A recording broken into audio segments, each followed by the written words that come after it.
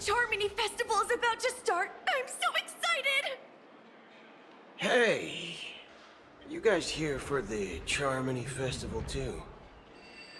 Well, I didn't come all the way here specially for the festival. Honestly, I don't really even know what it's about. But I heard it's a lot of fun! Well, back in my homeworld, Anaria, we have festivals like that all the time. My dad threw me a birthday party one time that was just as extravagant as the Charmony Festival. Oh, come on! The Charmony Festival is a once-in-an-Amber Era event! How can a birthday party compare? Well, you never know, right?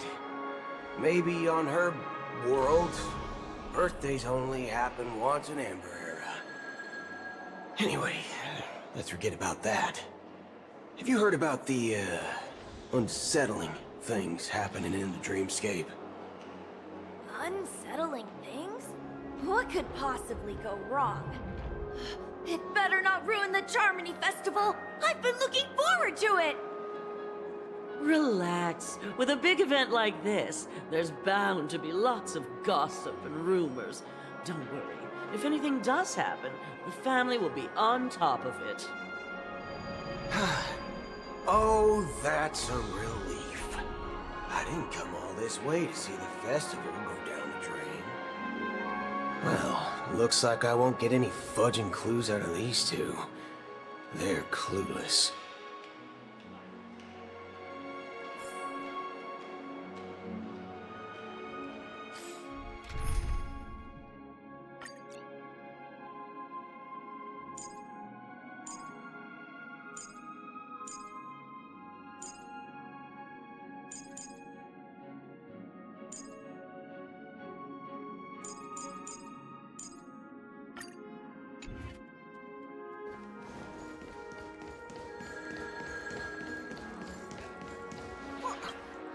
Greetings. I'm Cody of the Bloodhound family, head of security for the hotel. How may I assist you? Hello. So, there's something I wanted to ask about. I've been hearing some unsettling rumors about certain incidents that might affect the Charmony Festival. Do you think there's anything to be worried about? I've traveled all the way from the Hayai Federation, and I don't want my trip to be ruined.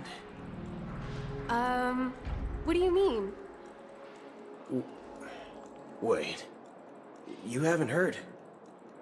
I'm not sure where you heard those rumors, but they're completely baseless.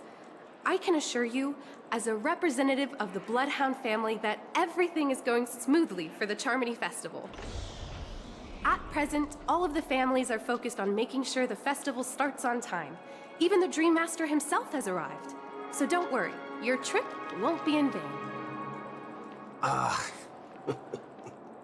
That's a relief to hear. She doesn't appear to be acting. So, it seems that even the hotel staff are out of the loop. Back already? Hasn't she returned yet? Nope. I'm starting to wonder if sending her to contact Sunday was a good idea. Neither the staff nor the guests seem to know anything about what's happening in the Dreamscape, and wherever we go, all we see is people enjoying themselves. Definitely not a good sign. I agree. Another unusual thing is that the Oak family is supposed to be in charge of organizing the council and managing everything inside and outside the Dreamscape.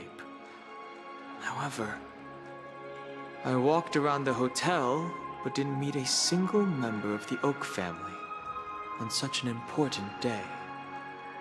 Well, I'll be forked. If I remember correctly, the head of the Oak family is that Sunday guy, right? We shouldn't linger here too long. Let's go back to the Express for now. Not so fast. Have you ever robbed the IPC, bro? If you run away now, everyone will be chasing after you. Are you suggesting we sit here and do nothing? I wouldn't say do nothing, but let's stay put for now. Even if the family has ulterior motives, they couldn't have anticipated us showing up here. We're the surprise factor for them. They don't want to attract unwanted attention from certain outsiders, so they won't do anything reckless. See? The IPC lackeys are keeping a close eye on this hotel. If I were a family member, I'd find an official excuse and keep the surprise factors here. If we just wait here, that would be like walking into their trap. Of course, we don't need to walk into their trap. I gave a backup plan to the memo keeper. If it turns out we won't be allowed to enter the Dreamscape, she'll order a drink for me in the VIP lounge at the hotel. In reality... A secret signal. That's right. Oh, a concrete object can indeed help the memo keeper establish a connection with you. But Boot Hill, if you have more backup plans in the future, I hope you'll let me know in advance. I'm sorry, but it's one of my quirks. I have too many unreliable friends. And if I reveal that I have backup plans, things can go awry. And that would leave all backup plans completely useless. How do we get into the VIP lounge? This is where my street smarts come into play.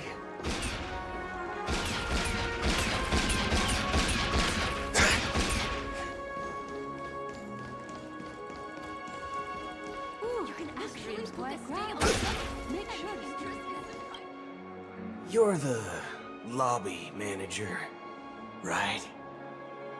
Yes, I am. How may I assist you? We're the Nameless from the Astral Express. We wanted to check in, but there's something wrong with your system. The lady at the front desk said she would contact the manager, but now she's nowhere to be found. Now, we've been waiting here forever, without any food or water. What the fork, man? Is this how the family treats its guests? Is this your idea of street smarts? Starting an altercation? It's called standing up for your rights. I apologize for the inconvenience. Please wait while we try to contact Mr. Sunday. I'll arrange 2 premium seats in the VIP lounge so you can rest there while you wait. See? Just like that. Just don't call yourself Nameless next time. Wow, this bar's something else. Certainly worthy of the planet of distance. One peach soul glad? Shaken? Good evening, gentlemen. Hey, I have an order for a bottle of Hasdana's White Oak. Can you help us find it? Hasdana's White Oak? I think there might be a misunderstanding. We don't serve that here. Oh, no way. Are you sure you're not mistaken? If someone had reserved such a beverage, I would definitely remember it. It sells for hundreds of thousands of credits per bottle, after all. I couldn't afford to cover for such an item if it were broken or lost. That's strange. Well, could it be that the memo keeper couldn't afford it? Then what should we do now? Oh, no need to rush. Let's grab some drinks first. Maybe I arrived too early and she hasn't come yet. Now, let's see what kind of juice malts you all have here. Well, Give me a glass of Heenum Valley, 40 years. I'll have it neat. No ice. Well, that's the most expensive one on the list. You have a taste for the finer things. It's on the house, anyway. What can I get for you? Anything you recommend is fine. Then I would recommend today's special, Glass Village. It's classic Soul Glad mixed with Laboom juice. It's refreshing and suits your cool demeanor. Just 1 minute. This flavor. Dynamite barbecue with rocket fuel. Ooh, really hits the spot. Truly the finest sherry cask-aged malt juice in the cosmos. Dynamite barbecue with rocket fuel. Is that really something that humans enjoy? Hey, this guy doesn't know anything at all. As long as you're satisfied, dear guests, please enjoy. Let's give the memo keeper another half-system hour. If she doesn't show up, we'll need to come up with a new plan. In the meantime, let's take stock of the situation. What do you think? The situation is unclear. Something must have happened on the planet of festivities, but the public is unaware of it. Someone in a position of power within the family must be covering it up. It's unusual for the followers of the Harmony to invite other factions, let alone the IPC and the Masked Fools. If what you said about the Emanator of the Nihility is true, the situation in Penacony is a little complicated, to say the least. Actually, there's something else I'm concerned about. Regarding Acheron. As you know, the faction that follows the path of the hunt are some of the most dangerous folks in the cosmos to mess with. Who in their right mind would impersonate the Xianzhou Alliance or the Galaxy Rangers? It's like asking for a death wish. Isn't there a saying among the Xianzhou people that the Rainbow Sect lets their Lux arrow do all the beating? Talking. Do all the talking. Well, you know what I mean. Even though the Galaxy Rangers have been out of sight for years, we've been keeping an eye on this region. Even the dumbest criminals know better than to mess with the Annihilation Gang, much less the Rangers. But that Acheron lady, she doesn't seem like a lunatic at all.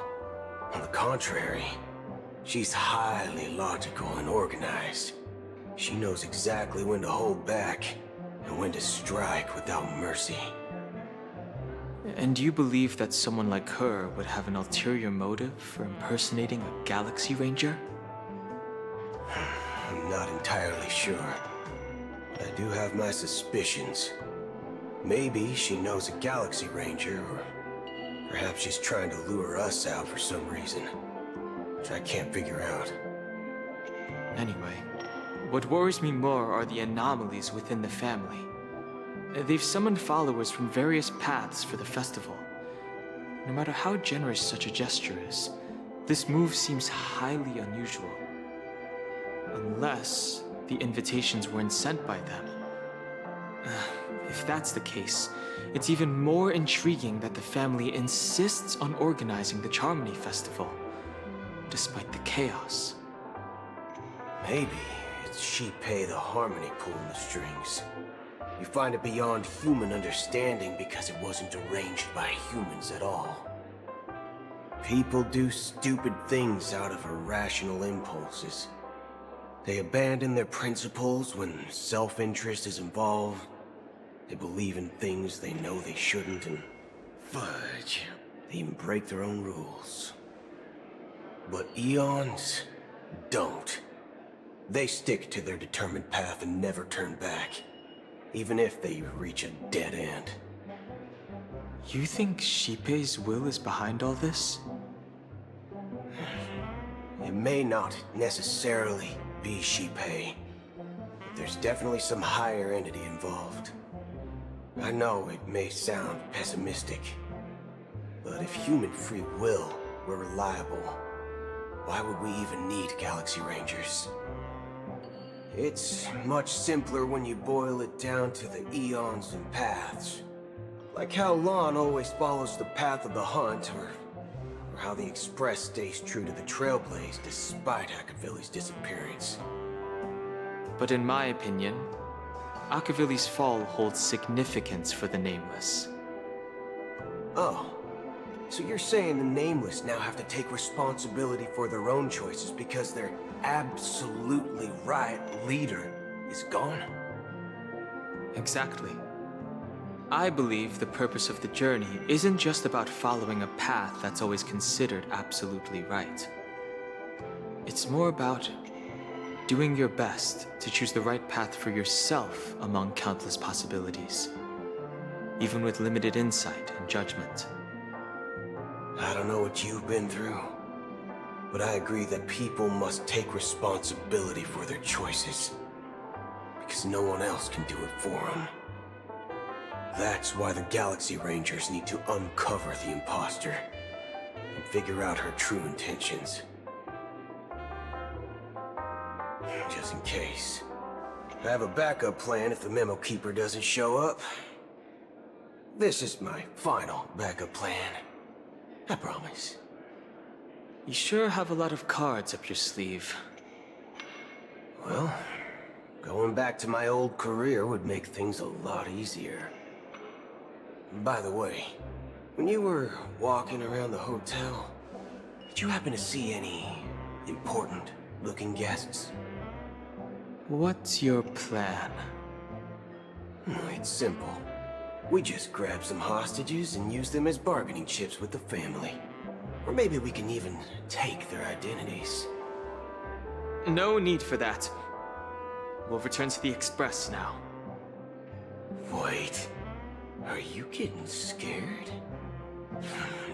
Draw your weapon. Let's make a big scene. Are you leaving, esteemed guests? Would you like to cancel that Asdana's White Oak you just ordered? Huh? As Donna's White Oak? But didn't you just say... Ha ha.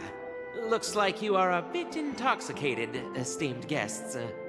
You ordered a bottle of Asdana's White Oak just a moment ago.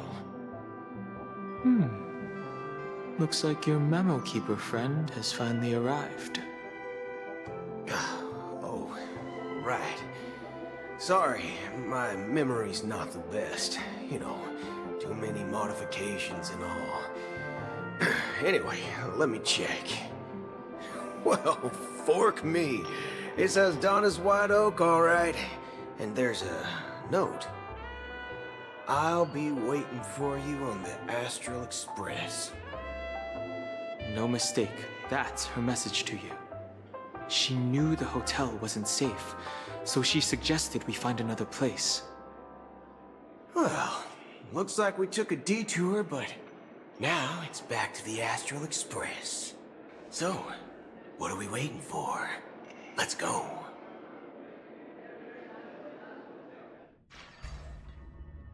You're back? Two guests just boarded saying they were looking for Boot Hill, so I told them to wait in the parlor car. Oh, just in time. 2 guests? Yeah, or 2. Look, we welcome all passengers on the Astral Express, but sneaking in like that, you have no regard for etiquette. My apologies, conductor. It was an oversight on my part.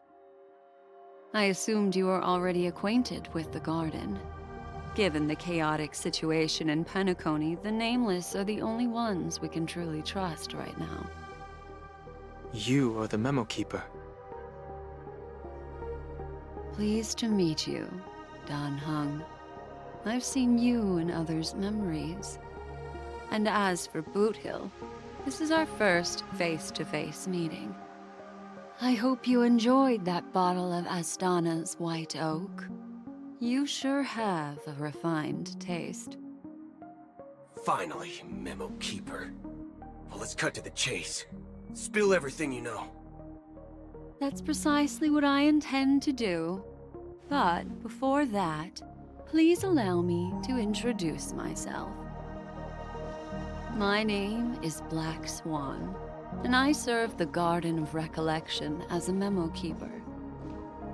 As for Acheron's story, I'm sure she knows it better than I do.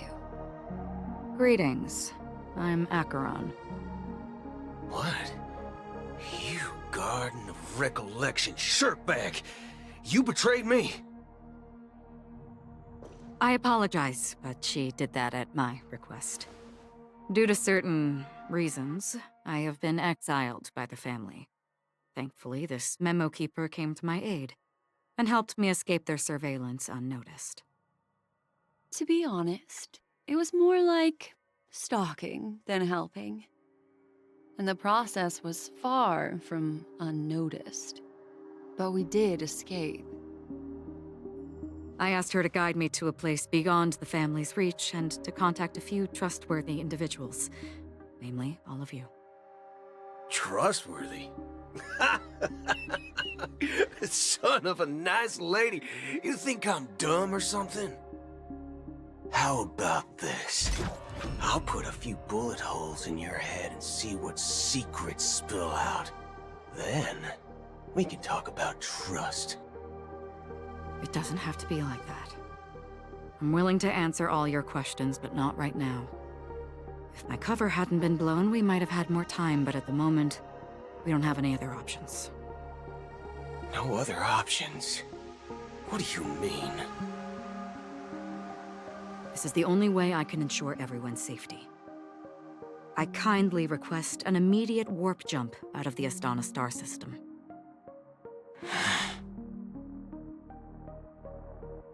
This passenger is requesting... As far as I can tell, she's not a threat and seems to be telling the truth. I've briefly traveled with your companions and know their whereabouts, Dan Heng. Please rest assured, your nameless companions are safe, but they need our help.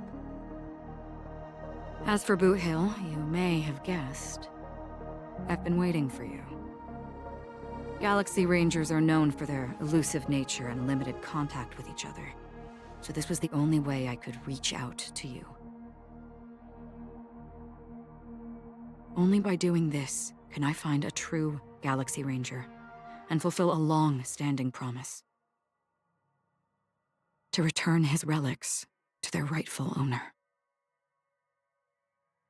Someone once told me that every rainfall is like a gift from the heavens, a sign of their mercy upon the world. Raindrops are said to be the tears of the gods, shed in response to the sorrows of the world. Their constant pouring is a reminder that the gods haven't abandoned us yet. So, how long has this rain been going on for? I used to believe, just like you, that it would eventually stop. Years and decades passed. And in the end, such hope faded away before the rain did. Looks like the god you mentioned doesn't exist after all.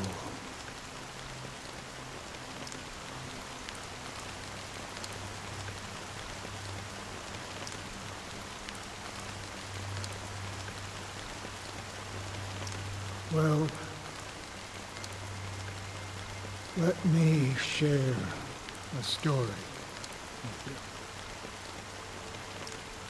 you. Mortals who walk the paths are like sailors on a vast ocean, leaving behind a trail that creates countless ripples of possibilities. These ripples last longer than the fleeting lifetimes of humans. And for some, Their presence leaves such a strong mark that it's reflected in the waves. Like those shadows on the ocean. Sin-thirsters, the obsessions of the Pathstriders, they emerge from the depths of IX, seeing themselves as masters of their own destiny, unknowingly repeated the actions of their past lives. They emerge from the nihility and head toward it, leading purposeless lives. However, these hollow phantoms, they were once my dear companions. A group of Galaxy Rangers. Are you watching over them? Watching over them? No. I'm guiding them toward transcendence. It was a brutal war. A crusade that shook the universe. The universe witnessed the fall of Zulo, the Lord Ravager, but it came at a price. A price so hefty that only those who were there still remember. The unwavering determination of the Hunt followers persists even in death. So someone must guide these lost souls to their life beyond. They were heroes in their time, and they shouldn't be reduced to mere puppets of the nihility. As for me, I've suffered too many losses on that battlefield to advance any further. And that makes me the most fitting person to carry out this task. But you know, these sin-thirsters, they're not who they used to be. Does this seem pointless to you? Well, some tasks have to be done, even if they are pointless.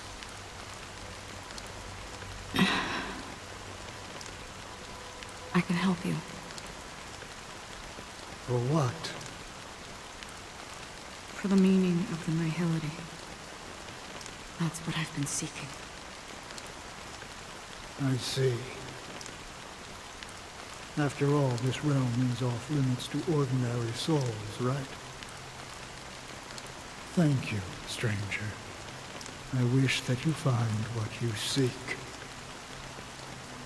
Before we part ways, I have one more question. It is true that their actions and even their entire lives may seem pointless from our perspective. But if, and it's just an if this is what the departed ones expected, should we try to change it?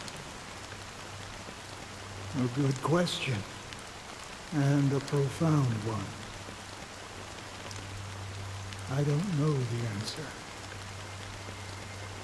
What I do know is that one day I too will pass away. And when I bid farewell to this world,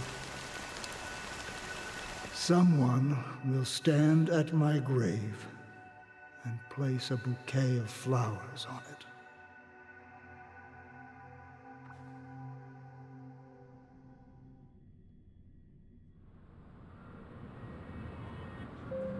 When I appeared as a child, my speech, mindset, and soul reflected immaturity and innocence. As I grew into adulthood, I left behind my childlike side.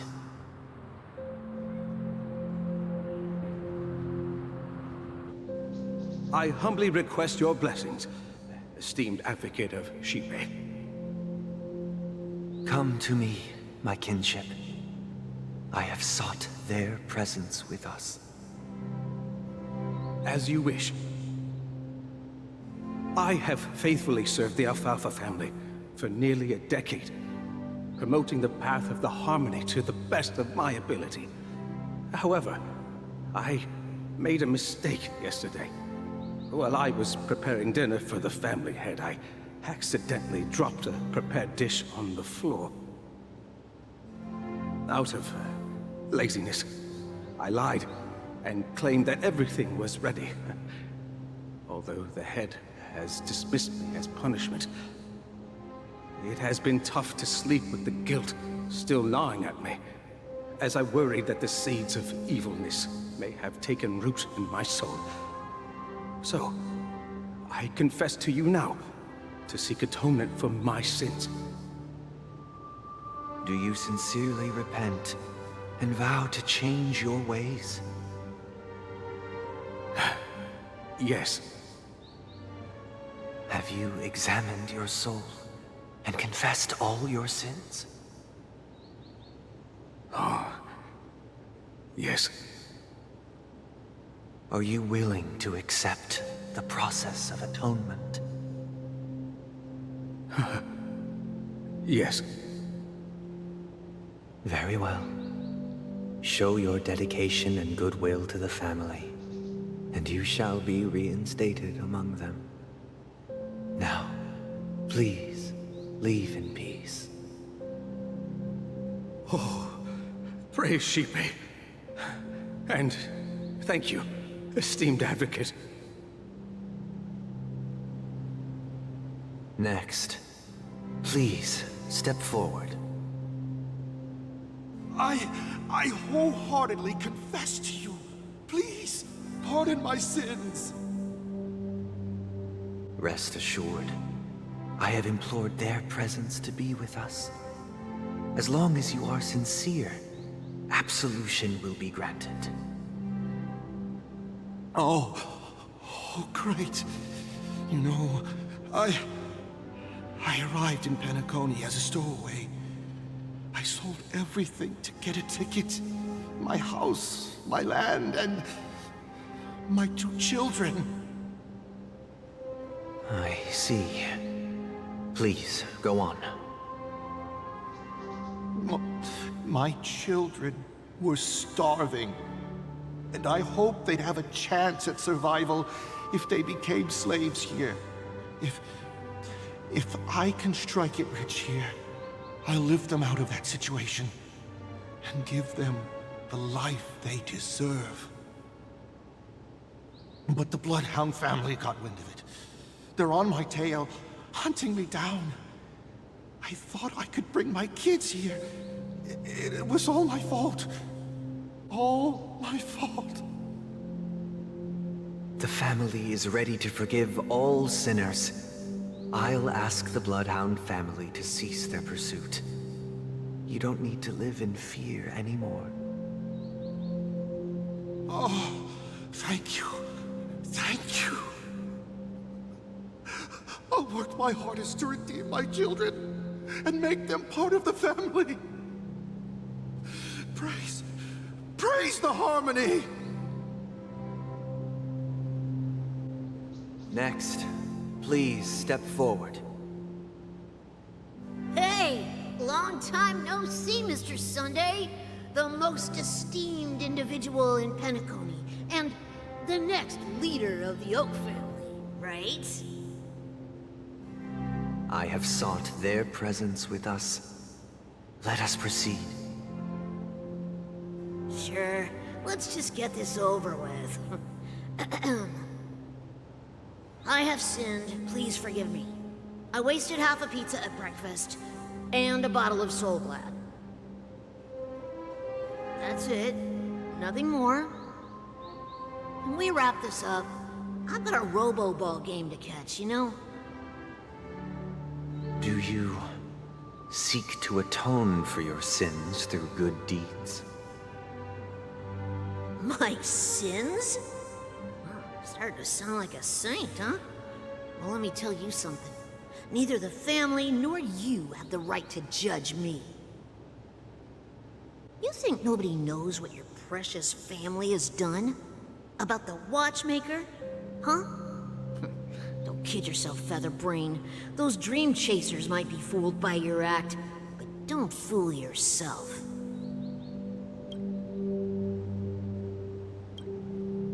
Before you start spouting off your holy verses, answer me this. Where does the power of the Oak family come from? And your power? What makes you think you can sit there all high and mighty, looking down on everyone else? Well, I've spent enough time in confession today to enter the Harmony's paradise, right? Then I'll take my leave. Good luck with your election, and, don't make me regret my investments in you.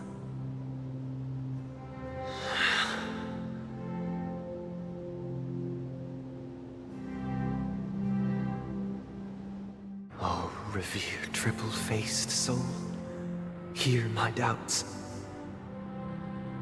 Who can judge the strong when their power hides their crimes?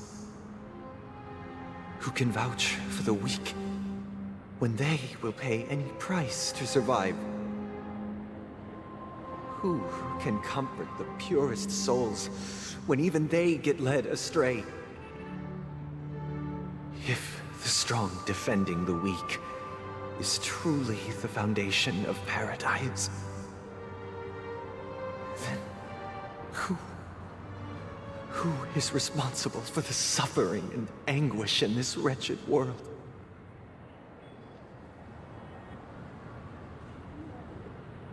Brother? Brother? Brother, are you all right?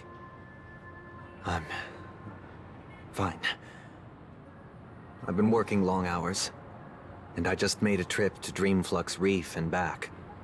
So, I'm a bit out of sorts. But it'll all be over before we know it.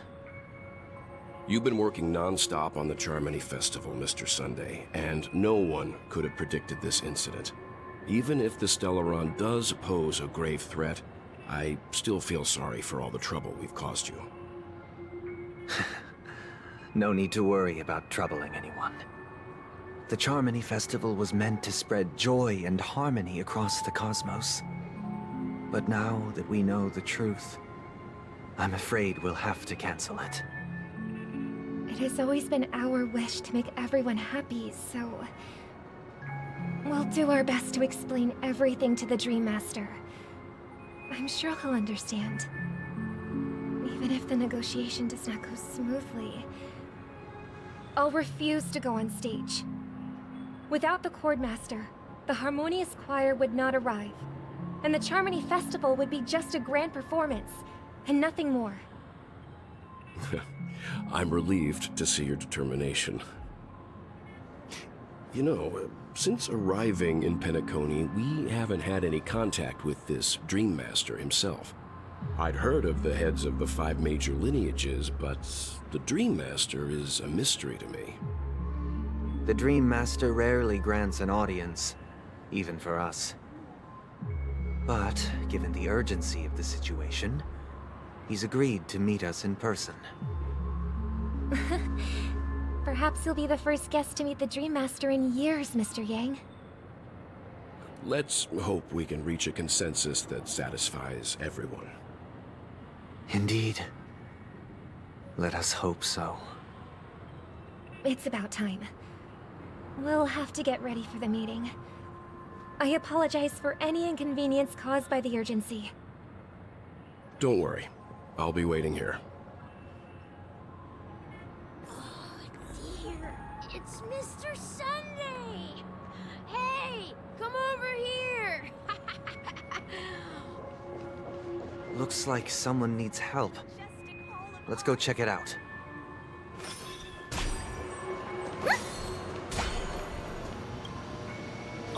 Mr. Sunday. Hey there! Okay, see the moon in the sky? It's about the size of the cap on my Soul Glad bottle. If I just reached out my hand, I could grab the moon, couldn't I? The moon? You mean the Grand Theater? Yeah. Look at me. I've been away from home for too long. I must be missing that moon. But it's no big deal. The Grand Theater here looks much better than the moon back home. It's just magnificent. They told me not to sell everything I had just to come to Penacony. How short-sighted. Selling everything you had? Why would you go to such lengths? Why? Can't you see? Life back home is miserable. It's not really living at all. It's better to be here at Penacony. No pain, no worries about tomorrow, just sweet dreams. You can do whatever you want. That's what I call living. Yeah, now this is the life. Is this truly living? Huh? What did you say, young lady? I didn't quite catch that. Oh, it's nothing, sir. You see, the traffic on Glock's Avenue can be dangerous. How about I ask a Bloodhound family member to escort you to Ideen Park over there, so you can continue enjoying your sweet dream? Oh, yeah, that's a great idea. Wow, no wonder you were the leader of this sweet dream.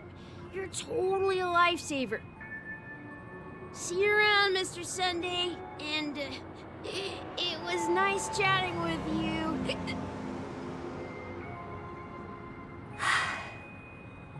What's up, sister? This is the land of the dreams. But why do they live like this? The man we ran into, he doesn't seem happy at all. Even though sweet dreams are nice, they're just illusions. But for him, they're the only way to survive, even if it means giving up on reality. That's not really living at all. I suppose you have a point.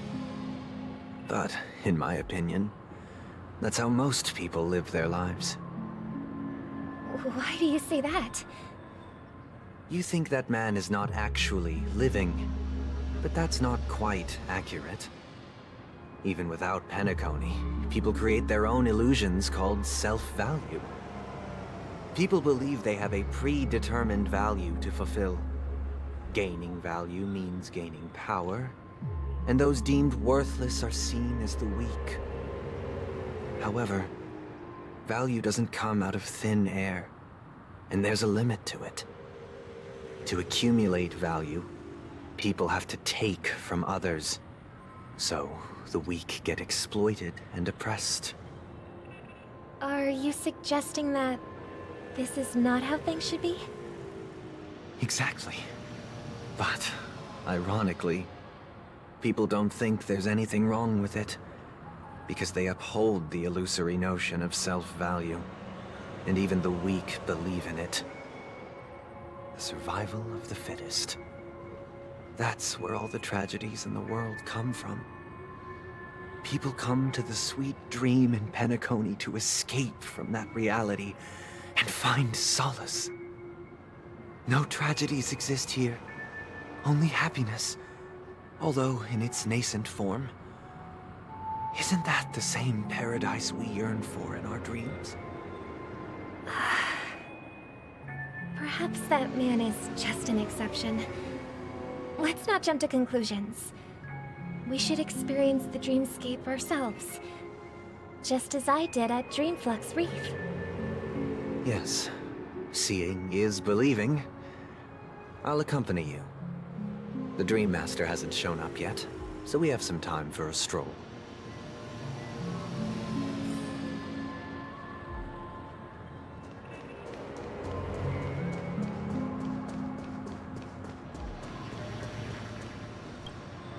Glad to meet you again, Robin. How are the preparations for the Charmony Festival coming along?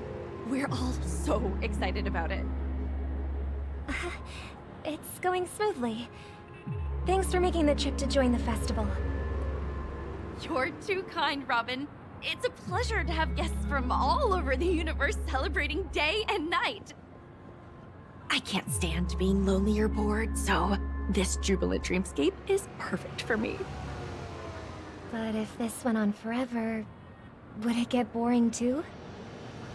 Nah, not at all. Who would get tired of having so much fun?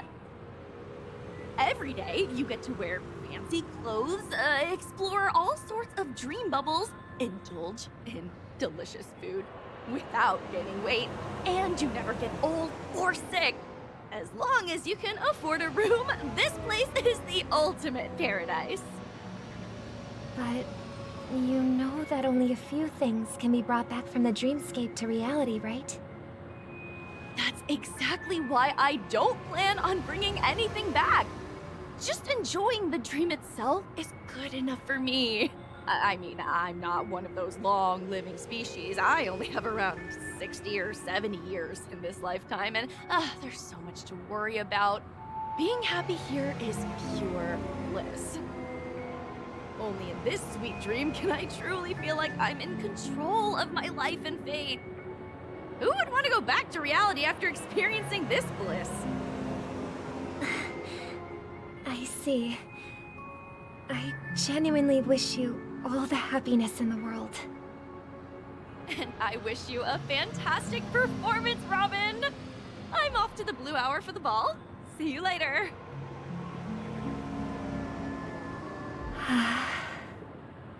Seems like that guest's perspective didn't resonate with you either. She had a valid point, and I could sense her genuine happiness. It's just that... What you're trying to say is, she thinks she's in control of her life. But in reality, she's just escaping from reality and seeking solace in this sweet dream. Once she steps out of this sanctuary, everything will be lost. Well, she did make mention of being able to afford a room, didn't she? However, the paradise in our dreams, it doesn't have to end. No. And the paradise we yearn for shouldn't be just a fleeting dream either.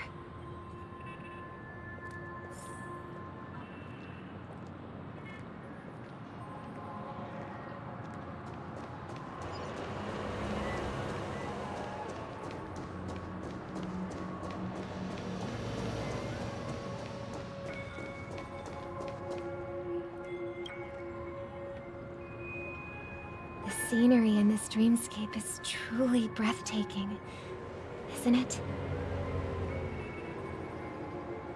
Oh, Robin. Can't believe I'm meeting you in person here. What an honor. You're right. Even though time stands still in this dreamscape, it always feels fresh. I find something new every time. A philosophical mind.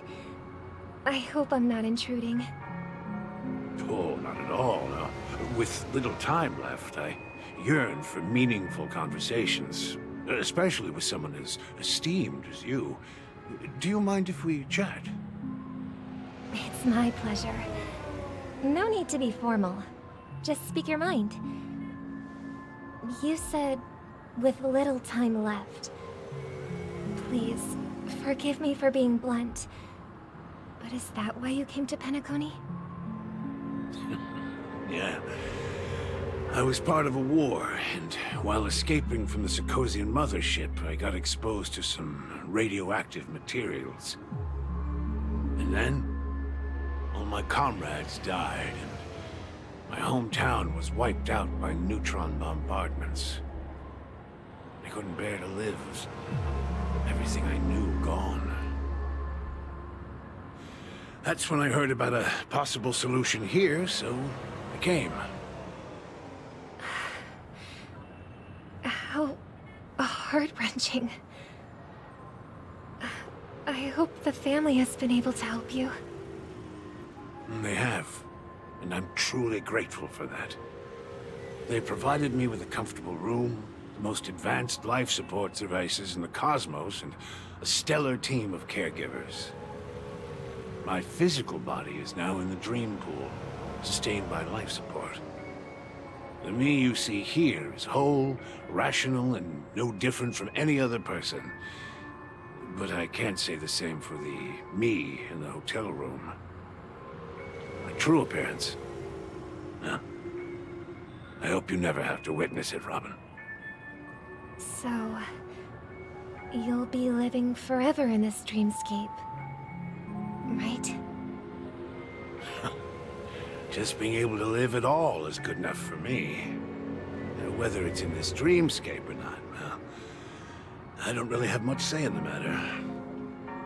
My world has been torn apart, and my life could end any second.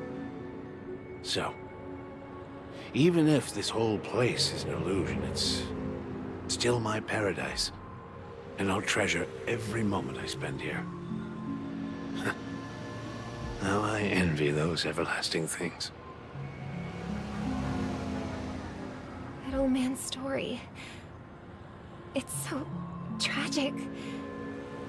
Fortunately, this sweet dream gives him joyful memories to hold on to for the rest of his life. That's precisely why this sweet dream in Penacony exists. However, even this sweet dream has its limitations. While it provides solace to the disillusioned, it can't completely eliminate pain in reality. There will be a way out. Penacony is already on the right track.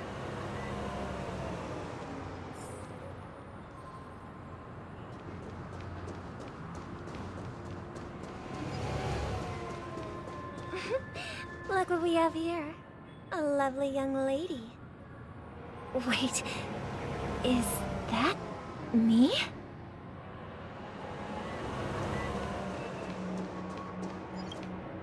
Brother, what a surprise to see you again. Show yourself. Your trick won't work on us. I've heard that a skilled mass fool received an invitation too. That must be you, right? Did you enjoy yourself? Barely. The people here are way too gullible. A little bait is all it takes for them to bite. And they run away at the slightest hint of danger. In other words, they're naive and cowardly. Now that you've had your fill, it'd be wise to leave before it's too late. The music of the harmony doesn't tolerate discord. What? Now that you have the real Robin, I'm useless? Oh, how disheartening. I've done so much for the family. You should be thanking me, because if it weren't for me cleaning up this mess, Penacony would still be in shambles. Don't you think? That was a personal request from the head of the Iris family, and it has nothing to do with us. Step aside and stop causing trouble for the Charmony Festival. The Charmony Festival? You think you can scare me? You think I have no idea what you're planning? I don't care what you're thinking, Chicken Wing Boy. But I'm pretty sure our lovely Robin won't be appearing on stage. After all, you're well aware of what a sorry state this dreamscape is in under the banner of harmony. Penacony, the land of the dreams. Is this truly the paradise you desire? Stop it. What's the rush, Chicken Wing Boy? Did I get to you? Our paradise is none of your concern, masked fool. Leave now, or the family won't tolerate you anymore. All right. I'll go. But Robin, I suggest you seriously consider this. Do you really believe those living in dreams can escape pain and find true happiness? Well, I've done my part. And now I'm simply waiting for the fireworks to begin. Here, the last 2 gifts for both of you. And don't lose them. If by some unfortunate chance the Charmony Festival starts against all odds, remember to use them during the show. And it'll be thrilling. Bang! I heard a raven cawing in the distance. It seems the Dream Master will arrive soon.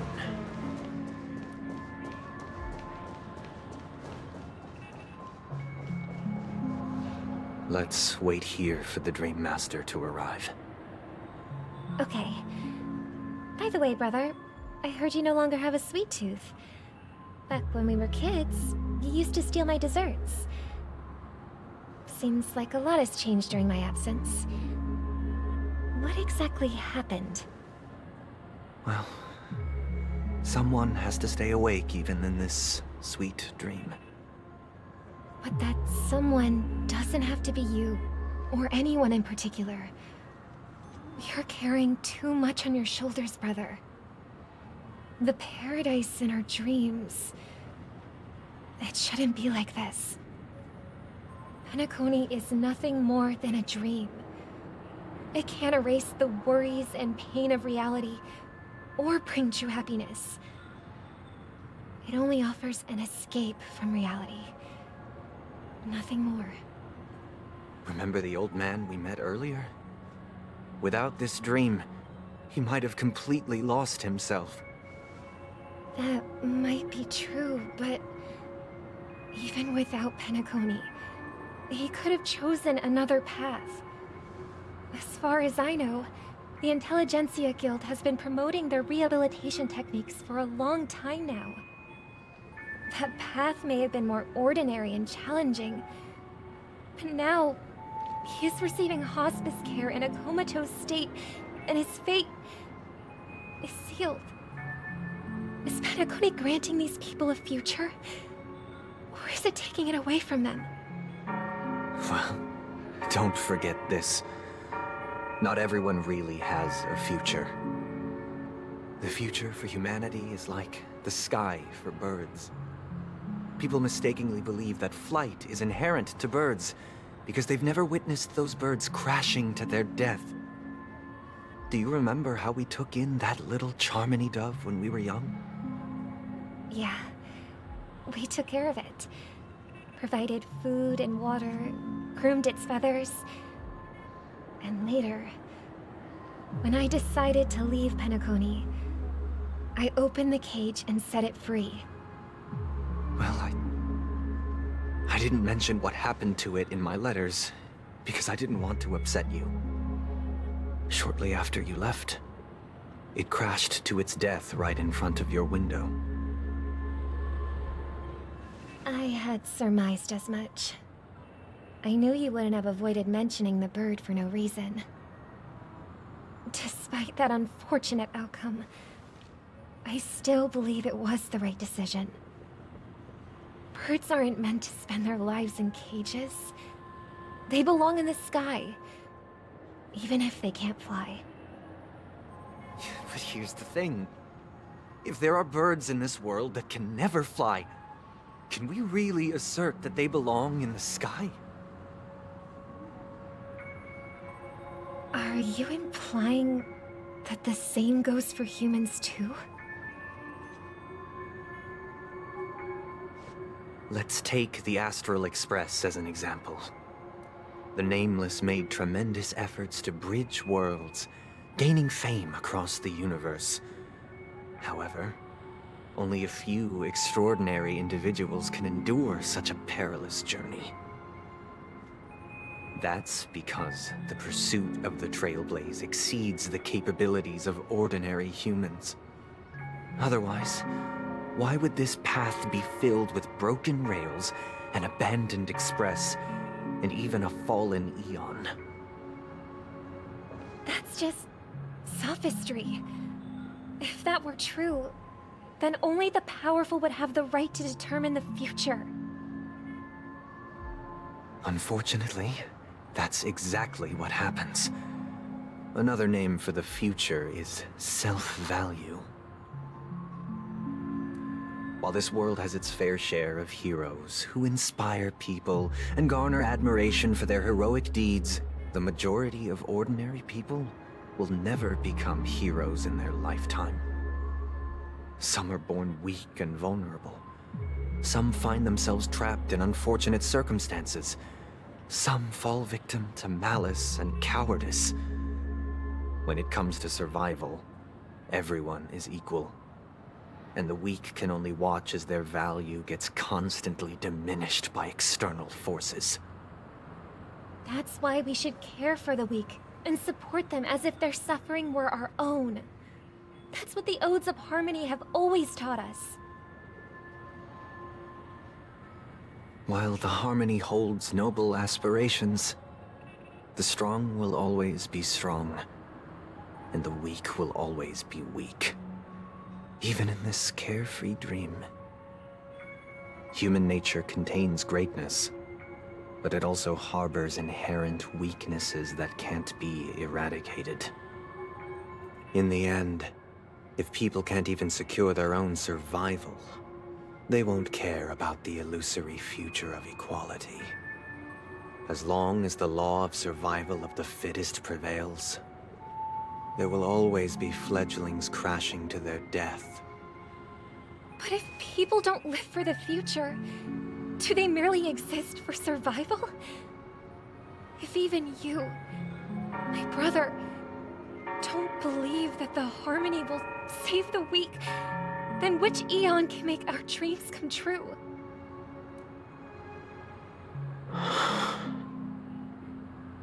People often forget that when the first bird took flight, the entire world envisioned a future where no more fledglings would ever crash to their death.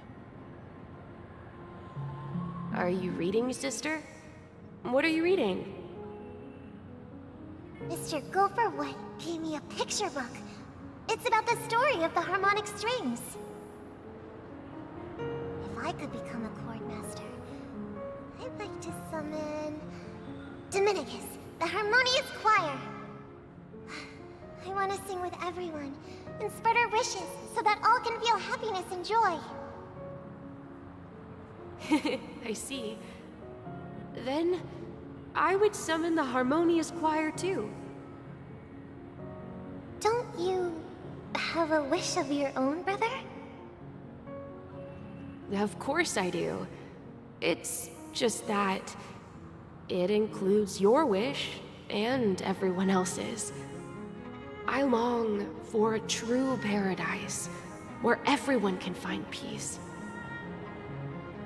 Then, let's build a stage there and invite everyone to our performance so that both our wishes come true through the power of the harmonious choir. It's a deal then. Yeah, it's a deal. But how can I become a chord master?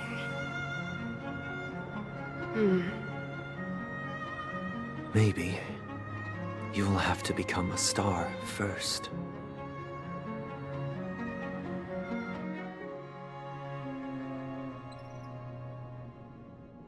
You're back sooner than I thought. Any results? Yes. And now, it's up to us to forge ahead. Since he's already carried out his last wish, my final mission is complete. But pardon me if I sound curt. It's good to have determination. But the path Mikhail left for you is not an easy one to tread. Why else would he have chosen to sleep in solitude, staking everything on some nameless in the future? But you have the numbers, and in numbers comes strength. So that might just delay your inevitable a little more. Got any more encouraging words? As I see it, relying on Welt's negotiations alone is far from enough. Regardless of whether the other party will be compliant, negotiating simply allows us to meet them as equals and won't grant us an upper hand. Penacony is our rival's home turf, and we already have very few chips left to play with. Rather than idly sit around while the family's got us blocked off, an offensive approach might be a wiser course of action. We're more familiar with the Stellaron's properties than most, and since it's the key to stabilizing the sweet dream, it's vital to the family's interests. By attacking their core interests, they're bound to retaliate hastily. And as the saying goes, haste makes waste. That's right. As long as we pose a threat to the Stellaron, either with words or otherwise, we have a chance at gaining the upper hand. But the problem is, on the eve of the Charmony Festival opening, how exactly are we going to get close to the theater? Family security will be airtight, and if we brute force it, even if we succeed, it's too risky. So, no one's gonna say anything? Then I'll raise my hand. I know the answer to this question.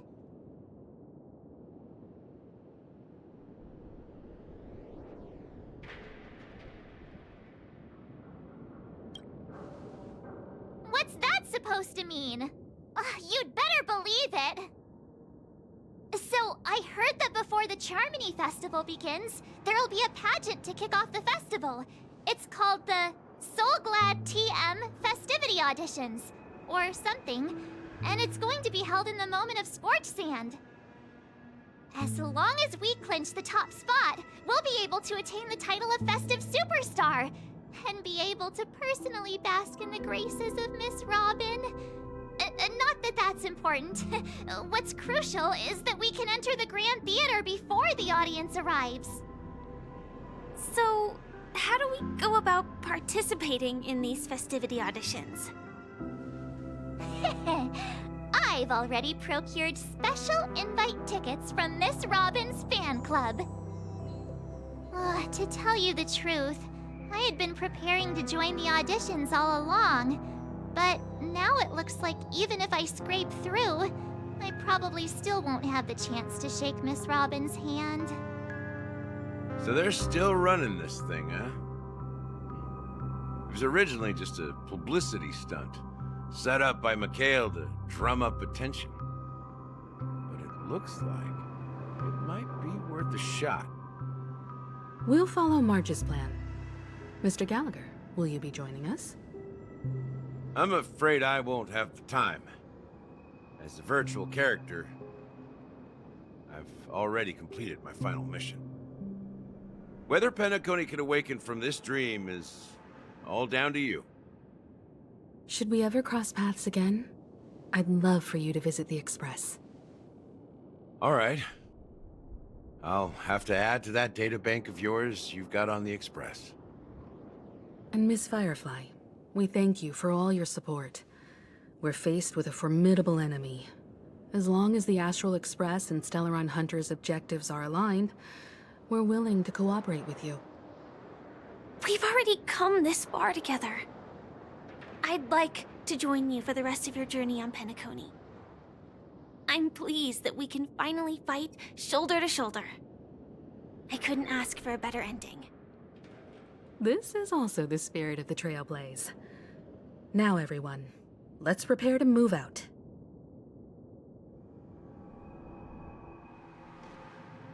Ladies and gentlemen, welcome to Scorch Sand Hall. This is where challengers thrive and dream chasers shine, all under the watchful eye of the entire universe. If you have ambition, dream, and the drive, dear friend, the next superstar of Penacony's Charmony Festival could be you. Oh, wow, they've really outdone themselves. Oh, I'm starting to get excited. Behold, here come 4 friends with spirits high and full of steel. Are you aspiring to be the superstars of the festival?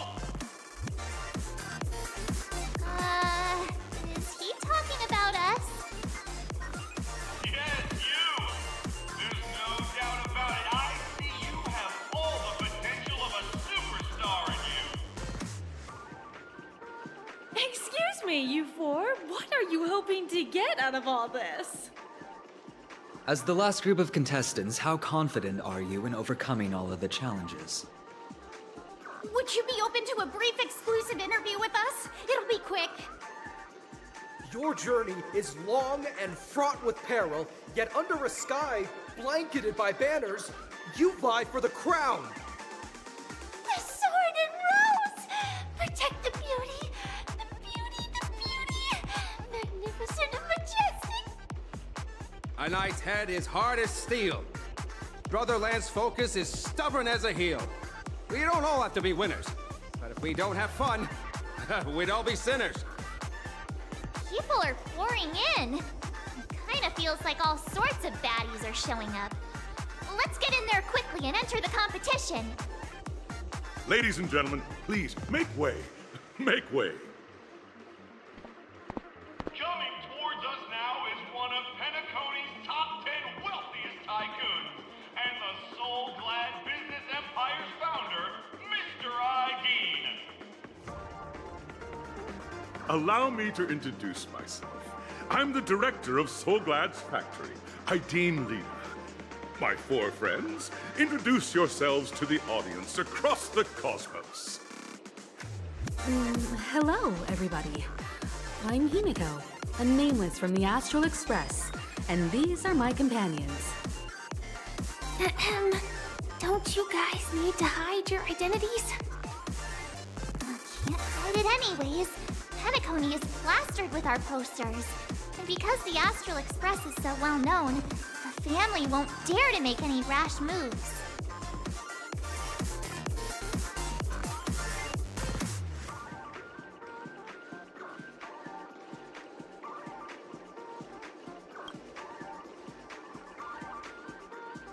Hey, be a bit more serious.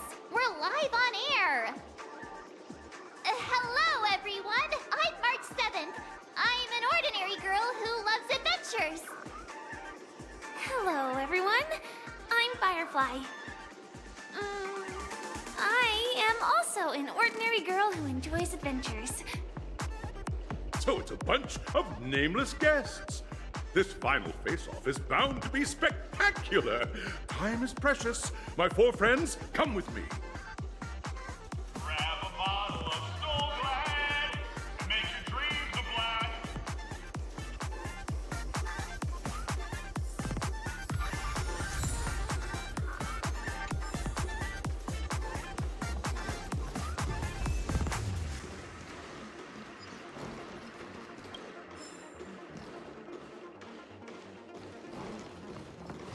This place is buzzing. That's right. This venue is a miniature representation of that time known as the era filled with boundless possibilities.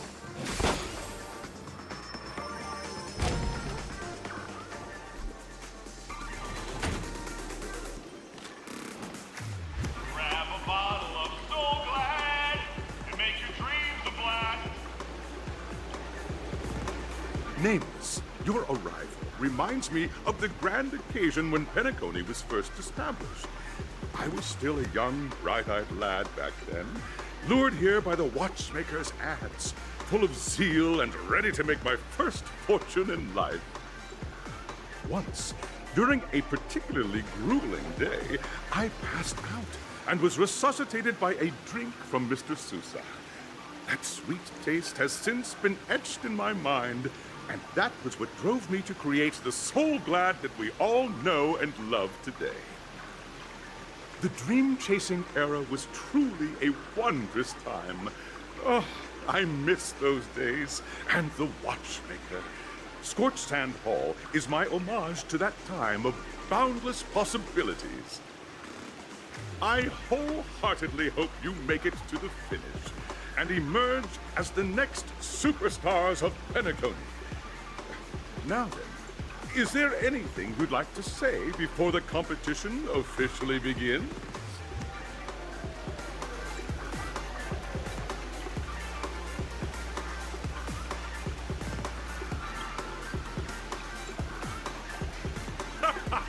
There's that, the ever-vigilant, trailblazing spirit we all know. Hey, you should really fix that defeatist mentality of yours. Miss March, how about you? Hello, everyone! Next up, get ready for the Mega March 7th Adventure, where I'm going to break the speedrun world record! Trailblazing into the uncharted and challenging the limits. That's Miss March 7th for you. How about Miss Firefly? I hope that by the end of this journey, everyone will have achieved the outcome that they hoped for. Ah, a wonderful wish! Miss Himiko, what are you expecting from your team? Safety first, everyone. Simple words, but full of warmth. Waiting for you are 3 stages, each connected to that era. The first 2 stages offer 2 distinct paths to choose from, with unique challenges on each route. And in the last stage, you will face off against a champion who has defended the title to this very day. A beloved contender whose noble virtues are unrivaled. Those are the rules. Simple. Everyone clear? Now, I hereby announce that the 33rd Scorched Sand Festival of the 20th season, sponsored by Soul Glad Enterprises, has started.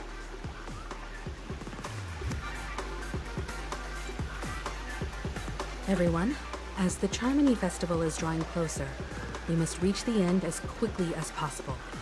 Factoring in efficiency and safety, splitting up into 2 groups is the best choice.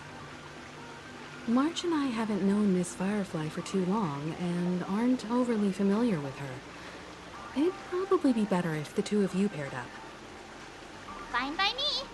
Let's do it. All right. I don't have a problem with that.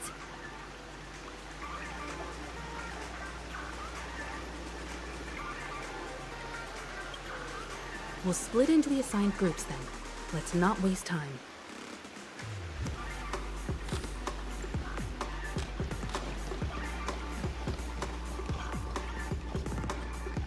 Welcome to the first stage of Soul Glad Enterprises' 33rd Scorched Sand Festival of the 20th season, Dreamplay Fantasia. In this stage, you can choose between 2 challenges, the School of Acting or School of Action. In the School of Acting challenge, you have to complete 3 performances from 3 scripts and move the panel judges. In the School of Action challenge, you have to defeat 3 groups of enemies convincingly and reach the end. Now, make your choice.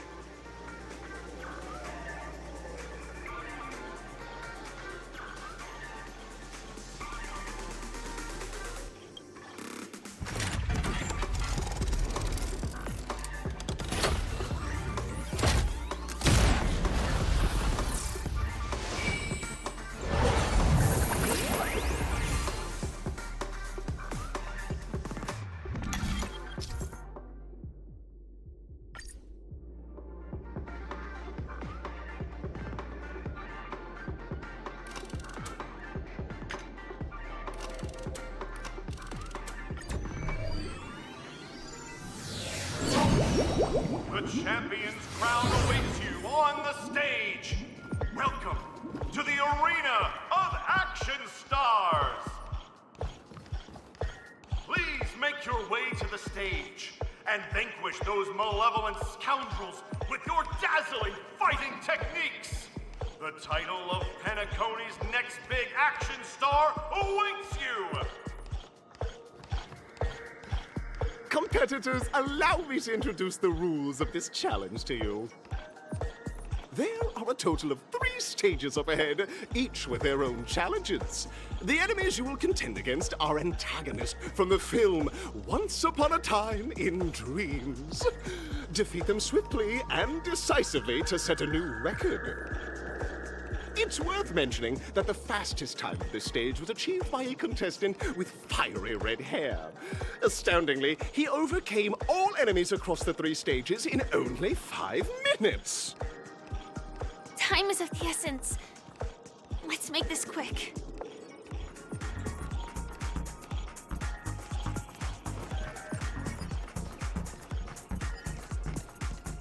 Contestants, you are about to confront the monsters of the primordial Dreamscape! During this period, Penacony was nothing but a barren wasteland. The Dreamscape was fraught with strife and disorder, with memory zone memes running rampant! As dream chasers who've come to Penacony, defeating them is your first step towards success! All the Soul Glad is ours! Don't even think about plundering the Soul Glad from us!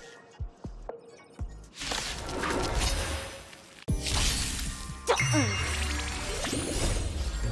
will protect all beauty!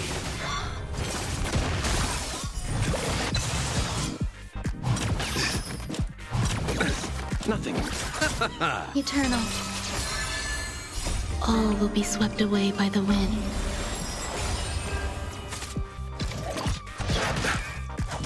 Receive divinity.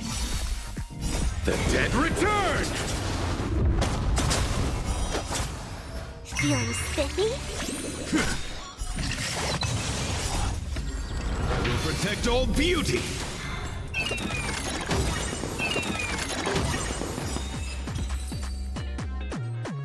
Soul Glad! My Soul Glad! Pretty simple.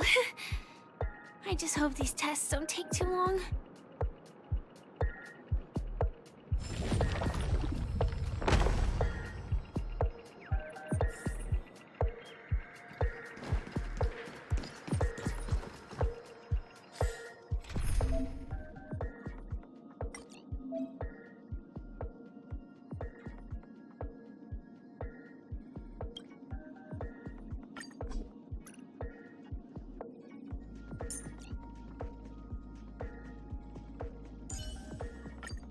Teetering on the... Feeling lucky. Congratulations on becoming the first group of Dream Chasers! Answering the call from the Watchmaker, you are disappointed to learn that Penacony isn't paved with gold. Resigned to your current plight, you start from the hierarchical dredges, biding your time for a chance at success. Just as you're about to give up, a downpour sparks a business idea. You enter the umbrella business! But just as things are looking up, you encounter a competitor. Defeat them and emerge victorious from this trade war. Why is our opponent Soul Glad? Because this is Soul Glad Enterprises' 33rd festivity auditions of the 20th season! Isn't this just product placement? To safeguard the integrity of Soul Glad, I will soar high into the sky and become its shiniest star. Whoosh!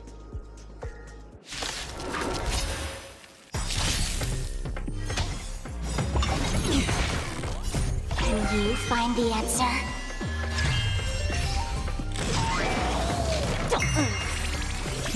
Still waters of oblivion. I weep for the departed. It too shall fall.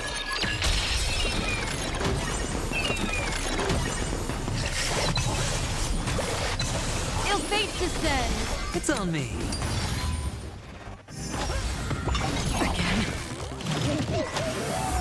Feeling spiffy? Can you find the answer? Destined for oblivion.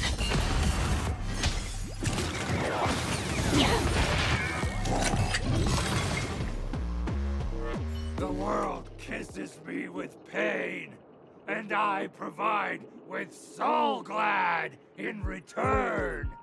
Whoosh!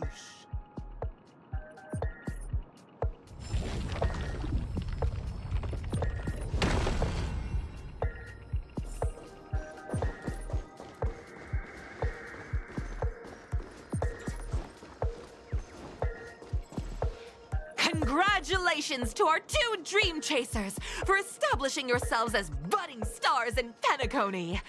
However, now you face a competitor selling at low prices, pushing you to the brink of bankruptcy. No matter how lengthy the battle, you always persevere.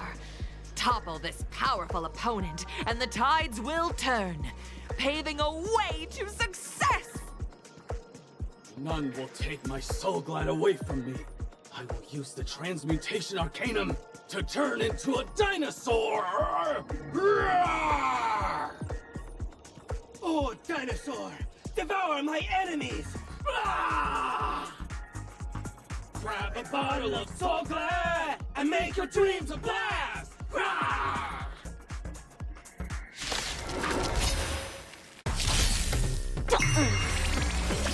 Still waters of oblivion. Beneath the waters lies an endless abyss. I weep for the departed. It too shall fall.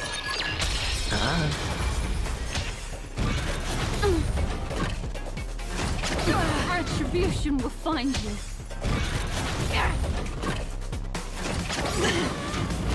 All right. Bust. Or maybe I'll take it all. Feeling spiffy? Can you find the answer? Destined for oblivion. It's on me. Ill fate descends. Mind your manners. Watch your head. Still waters of oblivion.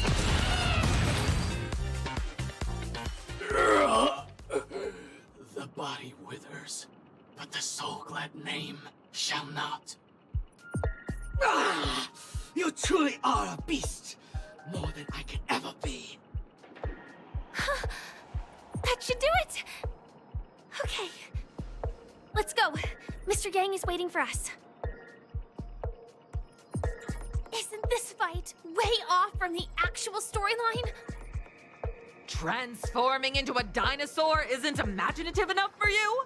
This is the sort of magic only seen on Penacony. Anyway, let's get back on track. Where were we? Oh, that's right. After an extended battle, you finally emerged victorious! But the companion who journeyed to Penacony with you chose to leave, having lost all hope. In the years that followed, you encountered each other once more on the prosperous streets of Penacony, but dared not call out to one another. Perhaps akin to the lingering regret of every dream chaser. Ah, well done! You brought to life the thrilling action scenes from Once Upon a Time in Dreams with your fighting skills. Looks like we won! Let's hurry up and get to the next stage.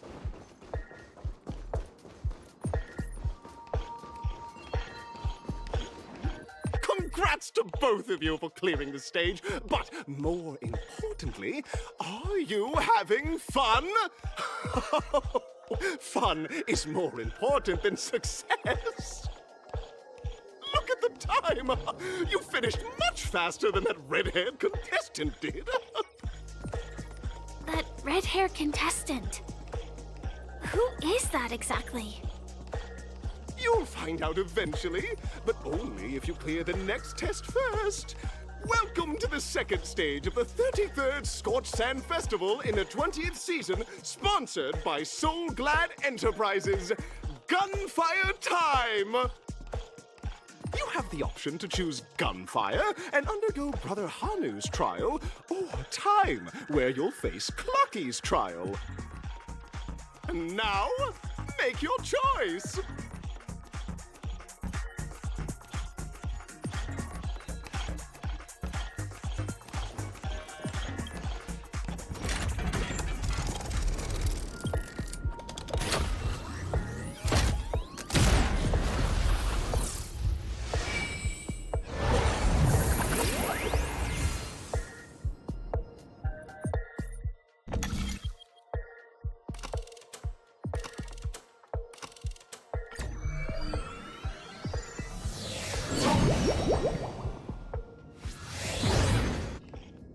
Dear friends, welcome to the enchanting universe created by the Watchmaker. Awaiting you is the morally dubious yet ever charming character from the animated Clocky series, Hanu! It is said that these cartoon characters were inspired by the Watchmaker's own experiences. According to research by Clocky scholars, the original Hanu of reality shared a deep friendship with the Watchmaker, akin to comrades in arms. Enter into the world of Hanu via the TV by the entrance and partake in an enchanting and suspenseful story with him. Good luck in there! If it's a gunfire trial, we should be able to settle this with a fight, right? I hope this won't waste too much of our time.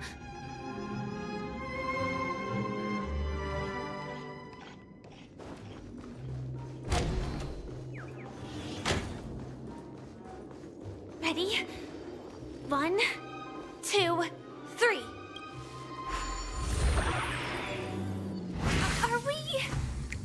Are we both in control of this Hanu character? Very good! Looks like you've got the hang of it! In this Hanu's Adventure episode, Boss Stone has gathered his battleships for an assault on Dreamville. Old Buzzfly, Cousin Wolf, and Bombhead are all raring to go.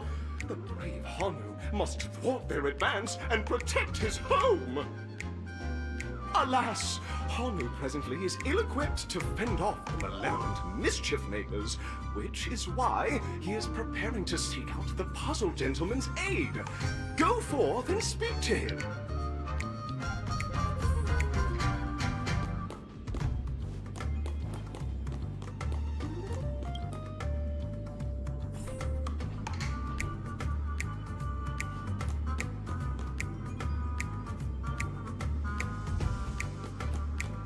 Oh, brave Hanu, you look like you could really use some help.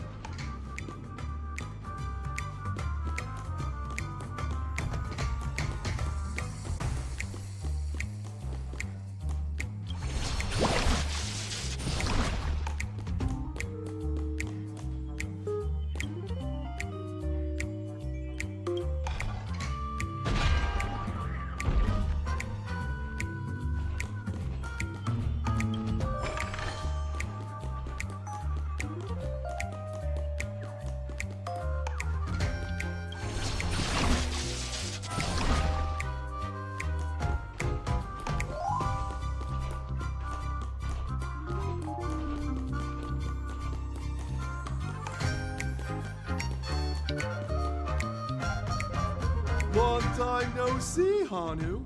You look pretty stressed out. How about an intense and thrilling game of Dream Jigsaw to blow off some steam?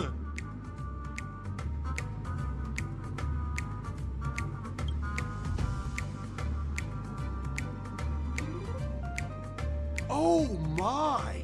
Are you telling me that Boss Stone has rallied the villains to seize Dreamville? What a dreadful twist of fate! Listen closely, Hanu. I'm aware you're in need of a suitable weapon. And I also know there's one just upstairs. But you know what? You'll have to play an exhilarating round of Dream Jigsaw first. No Jigsaw, no moving forward.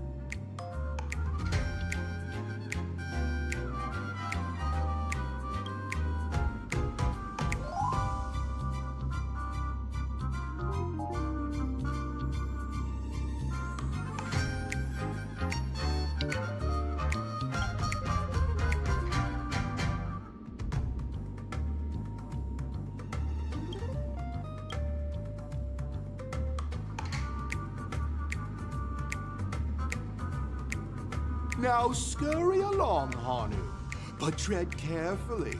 Two ne'er-do-wells are also eyeing those jigsaw pieces. Either outsmart them with the quick knockout, or ensure they don't catch you in the act. I can't wait to see you finish the Dream Jigsaw. Best of luck, Hanu. Let's stay alert and make sure those monsters don't spot us. Look up there! If we can push that thing down, do you think that would do the trick?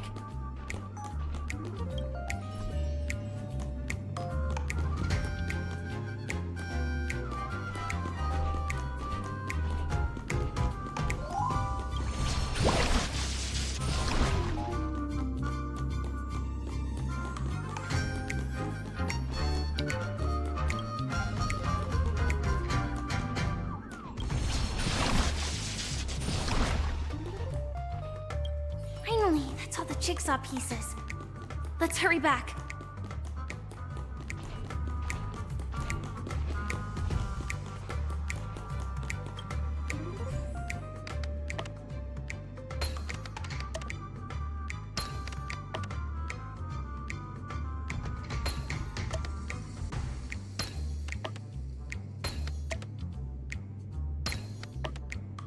Oh my! The exquisite sensation of perfect alignment! My organizational itch has been quite thoroughly scratched. Hurry now, Hanu! Touch that TV set and transform back into your old self. Then head upstairs. Your weapon awaits you there. Are such haphazard instructions really okay?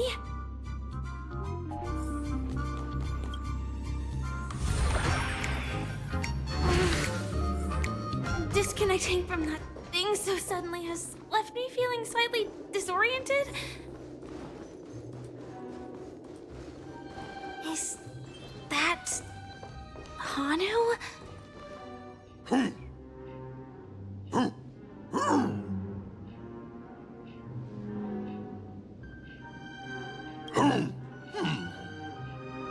What exactly is he talking about? Tick-tock! It's time for me to make an appearance! Clocky? I can also see him.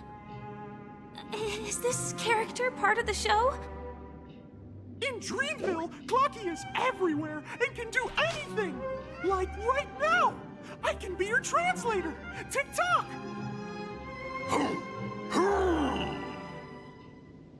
Hanu says, battle! We must do battle! The enemy is at our doorstep, and we have no path of retreat for the future of Dreamville! Touch that suspicious-looking TV right now! So they just jumped inside that TV. Sheesh. Logic in this plot and dialogue is really being pushed to its limits.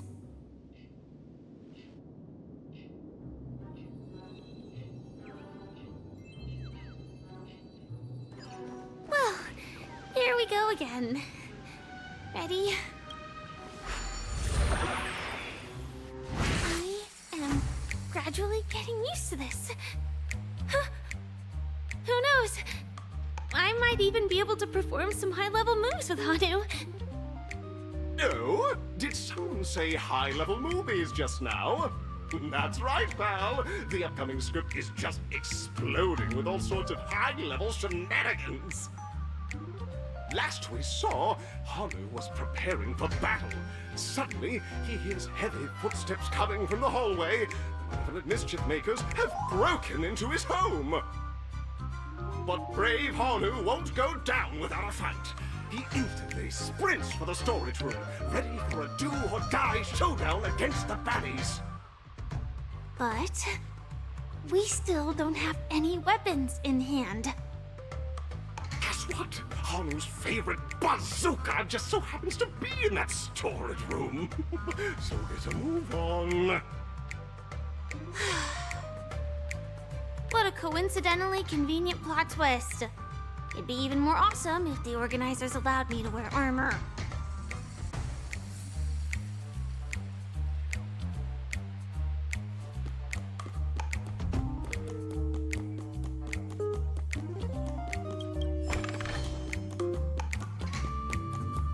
The storage room. It's behind the shelves, right?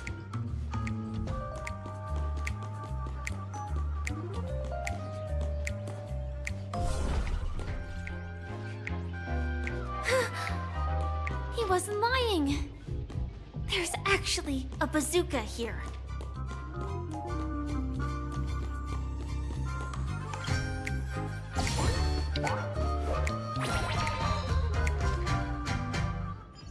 Now we should have a way of dealing with those baddies. This thing feels just like the Soaring Locust too.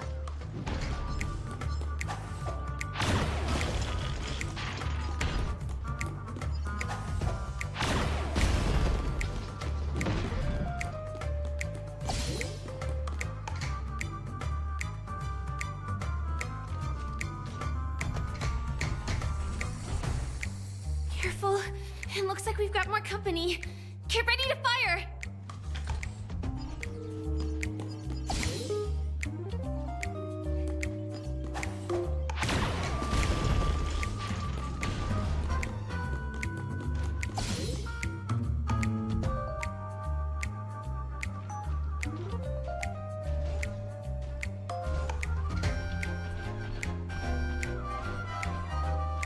Here we go again. But no big deal. We're pretty handy with this bazooka now.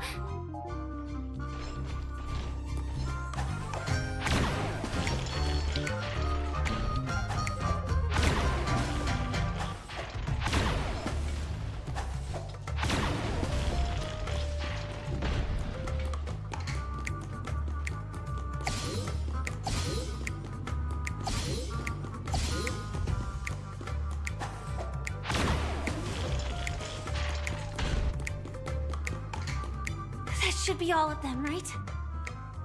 Oh my! Hanu's on the street! Everyone! The stage is complete! Quickly! Head through the TV to the next stage!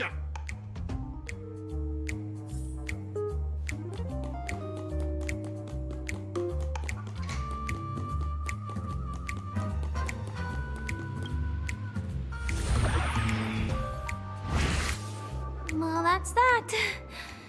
But it is gonna be hard to let go of this bazooka. Never mind. Let's hurry over to the next stage.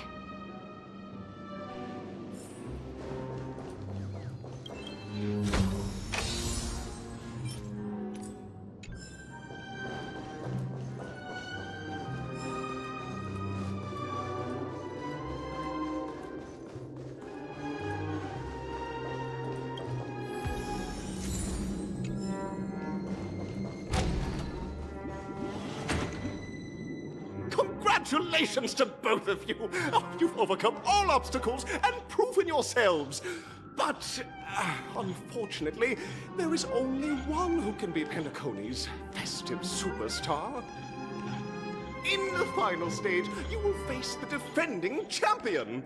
If you fail, you will lose the opportunity to become the festive superstar. Welcome to the 33rd Scorched Sand Festival's third stage in the 20th season, sponsored by Soul Glad Enterprises' Superstar Showdown.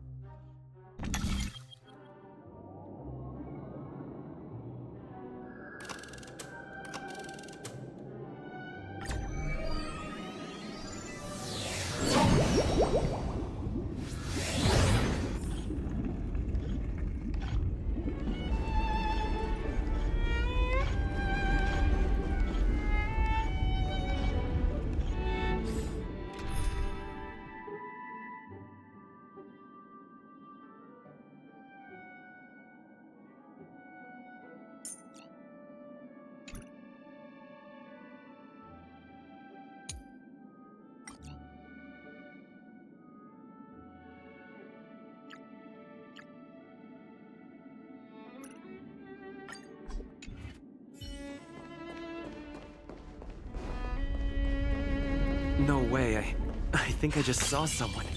Someone extraordinary. Show your courage. Cool it.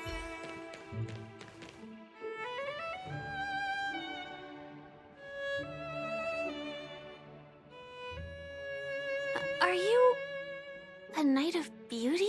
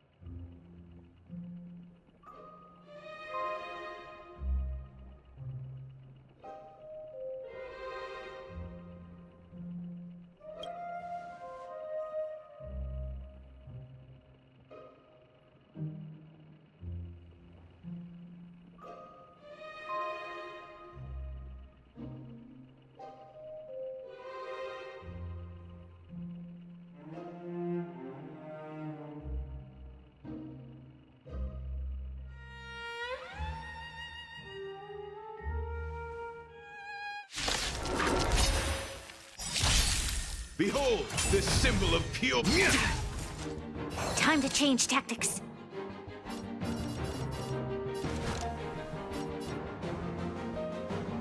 A thousand wonders to raise your... Fight as one! Lend me your strength. All will be revealed. In lunar flame. The flesh wound!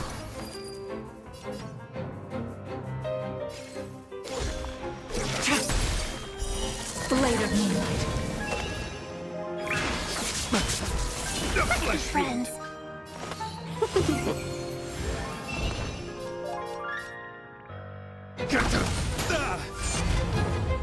Let the duel commence. Put forth all your might. Trunks. Welcome, customers. Yeah! This battle is unavoidable. Lend me your strength. Ready for that.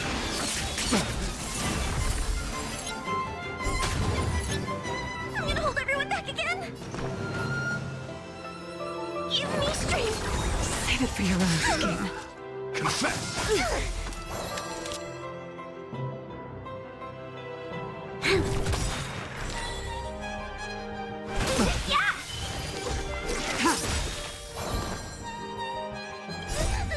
Fiends or devils, I'll crush them all. Rise to the... Behold, this symbol of pure... This battle is unavoidable. A thousand wonders to raise your... Fight as one! We've entered the storm. To guard and defend, crush them!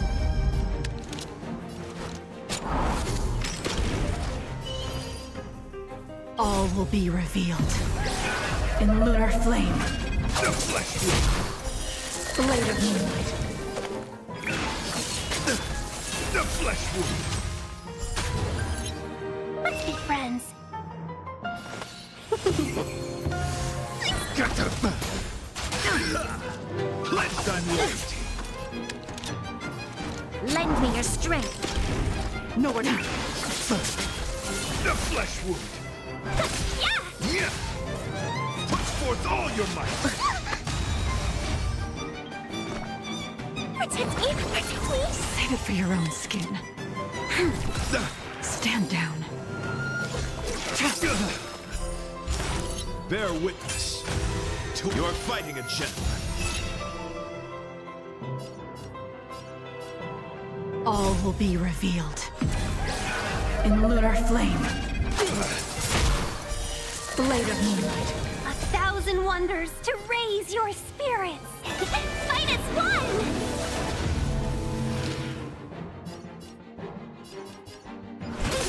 Ready for death. The flesh wound. Rise to the challenge. Fiends or devils, I'll crush them all. We've entered the storm. To guard and defend, crush them!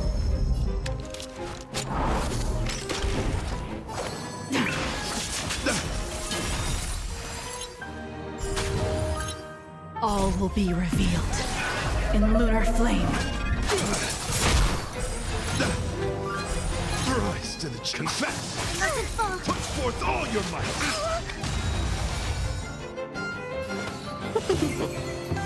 I'm scared. Stay put!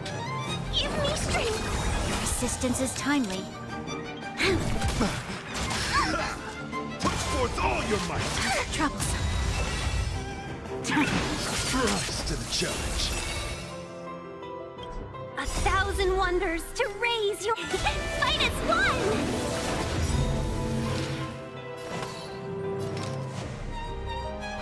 Yeah! You'll pay for this. Lend me your strength. We've entered the storm. To guard and defend. Crush them. All will be revealed in lunar flame. Blade of moonlight. Rise to the challenge.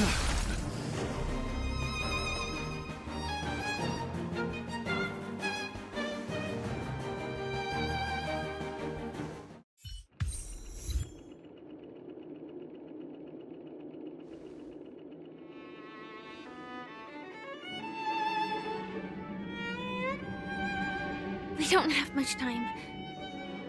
May fate allow us to meet again, Knight of Beauty. In that case, let's make our way to the end.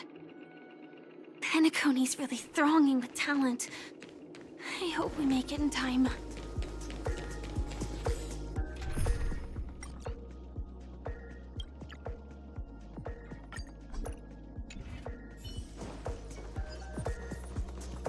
Stream forth, the gleam of old blades.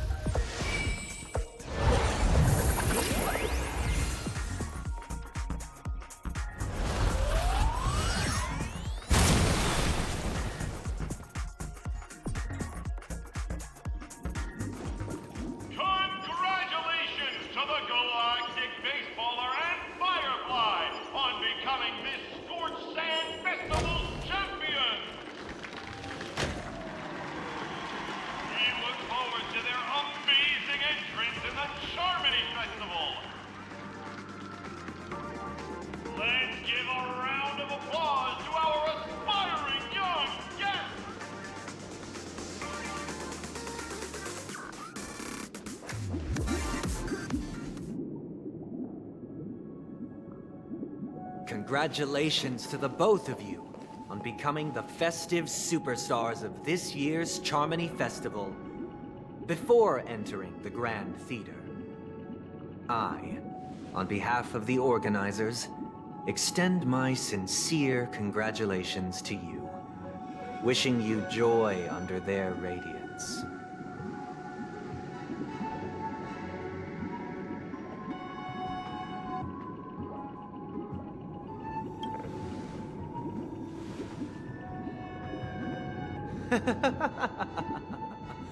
Your endeavors are worthy of extra recognition, and I've taken steps to ensure that.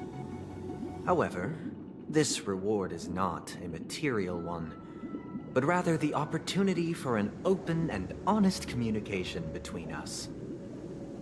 As previously promised, my sister, Mr. Yang, and I have met with the Dream Master. We delved into the truth about Penacony and its Stellaron, and have come to a consensus. Both I and the Oak family cannot acquiesce to your request. Just as expected. We acknowledge the perspective of you, Nameless. Penacony does require change, but not as you propose. The planet of festivities cannot and will not revert to a place characterized by chaos, disorder, or anarchy. Through your journey of overcoming obstacles, you must have glimpsed the essence of that era. The vulnerable ruthlessly eliminated, equality non-existent, common folk living precarious lives, eking out a dreary existence. Ultimately, Only heroes like yourselves manage to achieve success. But I would dare ask, if you did not possess the special status of having a Stellaron, and you were but an anonymous and frail member among the masses, which Penacony would you prefer? A dystopia for the survival of the fittest, or a sweet dream paradise for all?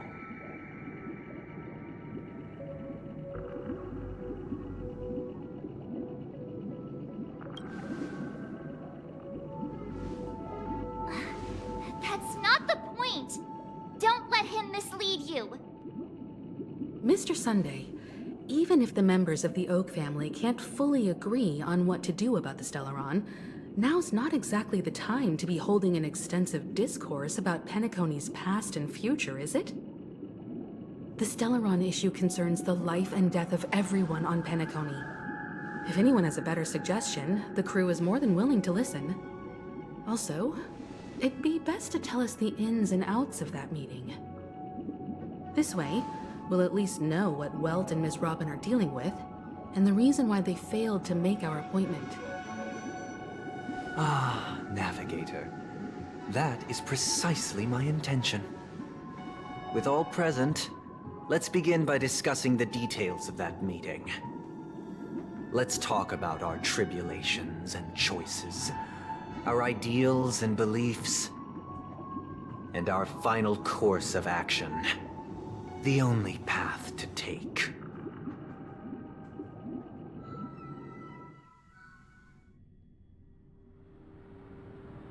You mean to say that for the longest time, there have been scoundrels who would use the Charming Festival that I have bequeathed to the masses as a tool to realize their ambition? Indeed, Dream Master. Once the Charmony Festival begins, the Stellaron's powers, along with the song, will be broadcast across the entire planet of Penacony. And then everyone in their dreams will be unable to awaken. This is indeed surprising to me. The Dreamscape is maintained by the collective effort of the 5 families. If someone were to use the Charmony Festival to recklessly disseminate the power of the Stellaron, this individual must hold a position of great authority. Do you have any suspects? I'd like to ask, did you really not know of the Stellaron's existence? I would have never thought that this Nameless would point the spear at me. Quite astonishing indeed. If I have offended, the Astral Express extends its sincere apologies. But the current circumstances are dire and leave no room for meticulous inquiry. We're doing this out of concern for the Dreamscape's safety.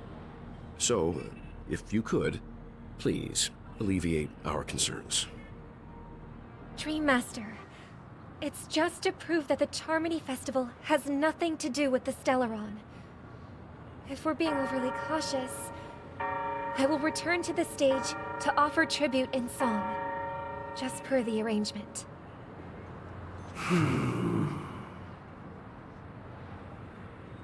Sunday, Robin, I've watched you two grow up and know your dispositions like the back of my hand.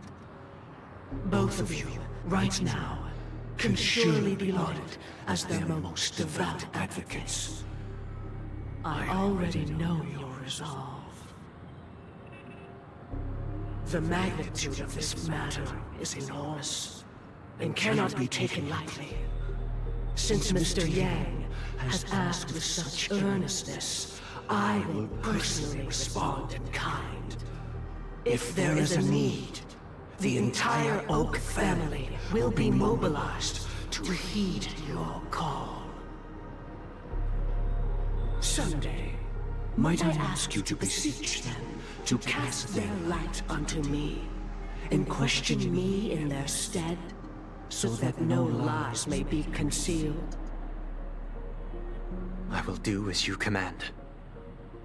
Robin, could I entrust you to be present as a witness, to document the truth, and to proclaim my innocence, so that all slander may be utterly dispelled? I will do as you command. May thy will be carried out on earth, just as it is in the heavens. Oh, triple-faced soul, please sear his tongue and palms with a hot iron, so that he will not be able to fabricate lies and make false vows. Let us begin. There is nothing else to prepare. Understood. Question. Have you devoted your life to your god, never worshipping other gods? Naturally. Do you love your god as you do yourself, always heeding their admonishments? Naturally. Have you strayed from the path expected by your god, betraying their name? Never.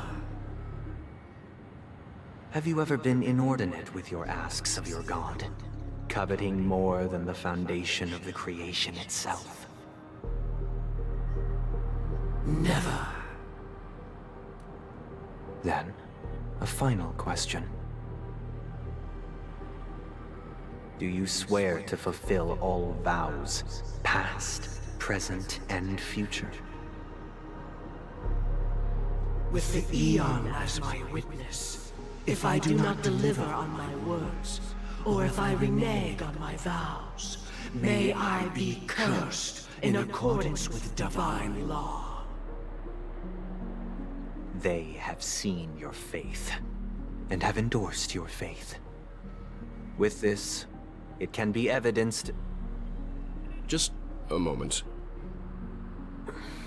What is it, Mr. Yang? I have another question I hope to have answered. To my understanding, the family's harmony and prosperity have never relied on so-called divine laws. The god you both mentioned, are they truly Shipe? Mr. Yang should know that those belonging to the family toil together as if they were kin, embracing solidarity and unity under their light. All duplicity is laid bare before the harmony. Such a delicate and complex symphony. Which other god could perfectly harmonize this, if not for the Great One, Shipe? Perfectly harmonized. Therein lies the problem. It isn't an outsider lurking in the shadows who changed the harmony, but a dissonance that has surreptitiously emerged from within this very symphony itself. In the distant past, there existed an Eon. With one flick of the wrist, they crafted the laws of the cosmos. Their followers formed the Beyond the Sky Choir, spreading solemn and reverent hymns throughout the universe. Later, they fell. The route traversed by this Eon clashed with the harmony, ultimately being absorbed and fused into it. The chorus that once reverberated across worlds fell silent, and when it echoed anew, it was transformed into the hymn of harmony. Though an Eon may perish, paths with no masters still linger. In the all-forgiving harmony, echoes of bygone dissonance may subtly arise. Mr. Yang, being overly astute can be a detriment, especially when you find yourself alone and without allies. So this is how it is. For the sake of our grand cause, Sunday, please afford these two an opportunity to rest. What?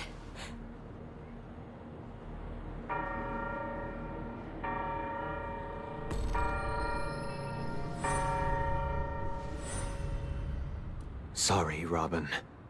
It's just you. I did not wish for you to know this. It's a pity that things have turned out this way. So, this is the true reason I can't sing? The shadow that envelops Penacony is actually... We were never children of the harmony. Our ideal paradise could not have been crafted by Shipe. True bliss can only be guaranteed by the one who transcends the many. Within the foundation of law, humanity establishes civilization, and through harmony, we obtain order.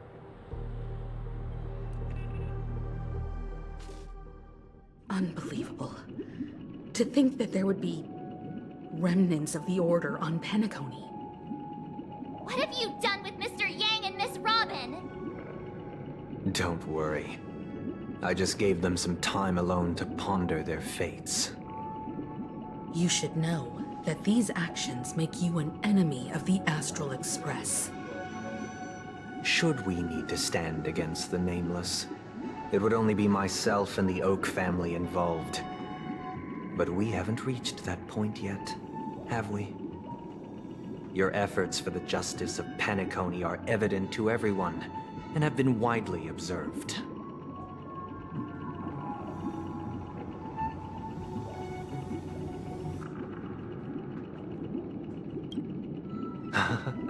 Patience is a virtue. However, I won't hold it against you. On the contrary, I'm here to make my intentions clear. If it is the Order that drove you to imprison Welt and Robin, and you're using them to coerce our compliance, then there'll be no point in entertaining any type of discussion. You're mistaken, Miss Himiko. They are in very safe hands, and just as the family has always proclaimed, no one can be harmed in the Dreamscape, least of all in the beautiful new world belonging to the Order. Penacony and the entire universe have witnessed far too much innocent bloodshed. The strong wield their blades against the weak, and the victors push the vanquished to the brink of life. Natural selection. The world abides by this principle, establishing the well-being of humanity atop the corpses of the downtrodden. Only we, or rather, I, possess the power to put an end to this farce. So you've decided to resurrect a dead Eon? No one's ever done such a thing. If Miss Himiko is interested, let's draw back the veil and speak candidly.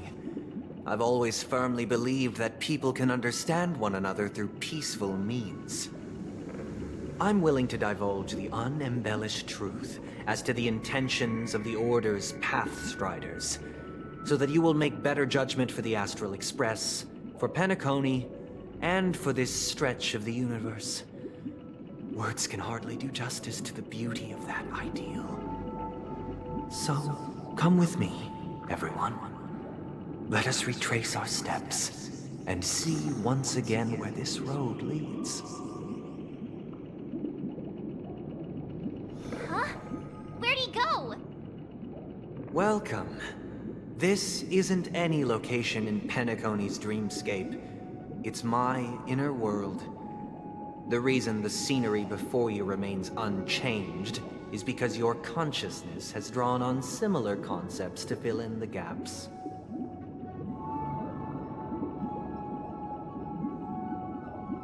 Did you do the same to Welt? It's a tuning process, stronger in effect and more draining on the mind.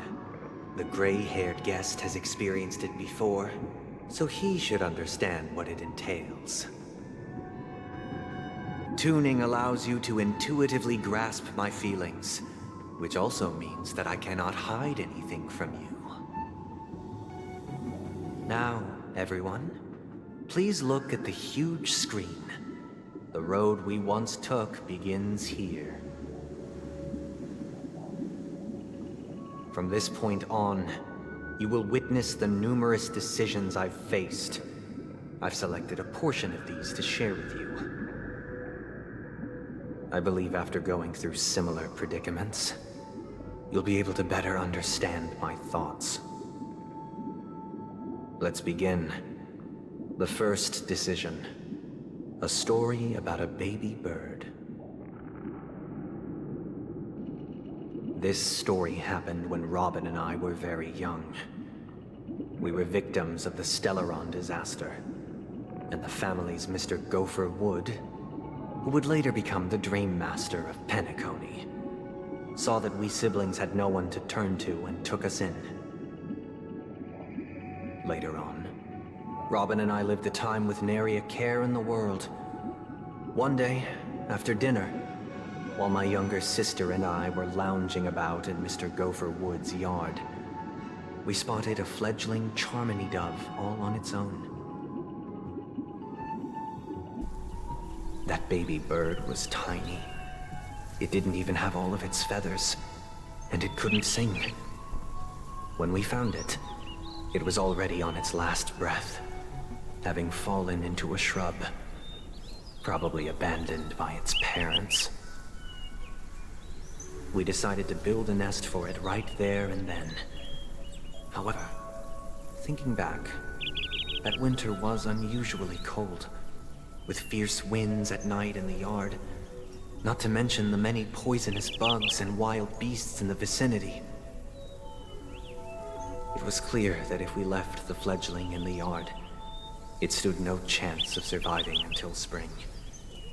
So, I suggested we take it inside, place it on the shelf by the window, and asked the adults to fashion a cage for it.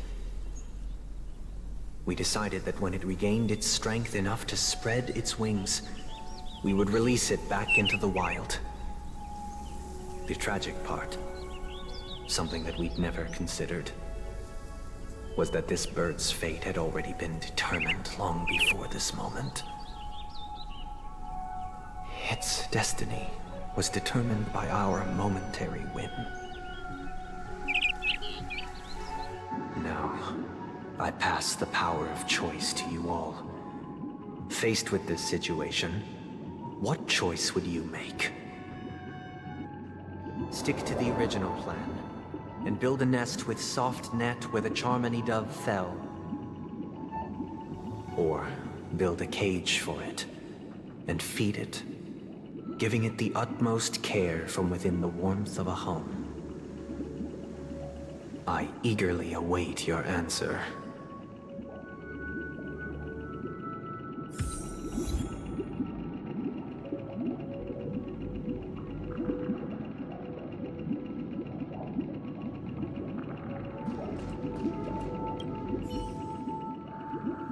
That guy just casually throws this kind of question at us? What exactly is his deal? But fine, I'll answer, I guess. If it were me, I guess I'd choose to build a cage for the little Charmony dove. After all, leaving it there, it's bound to get hurt by wild animals or something. And that'd just be too sad.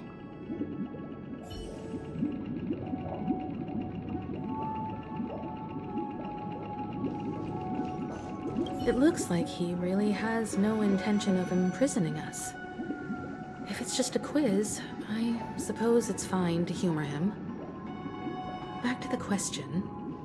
I would personally choose to build the little Charmony dove a cage. No special reason. I do think that a fledgling should have the right to fly into the sky. But if it can't even live to that point, then there's nothing to talk about to begin with.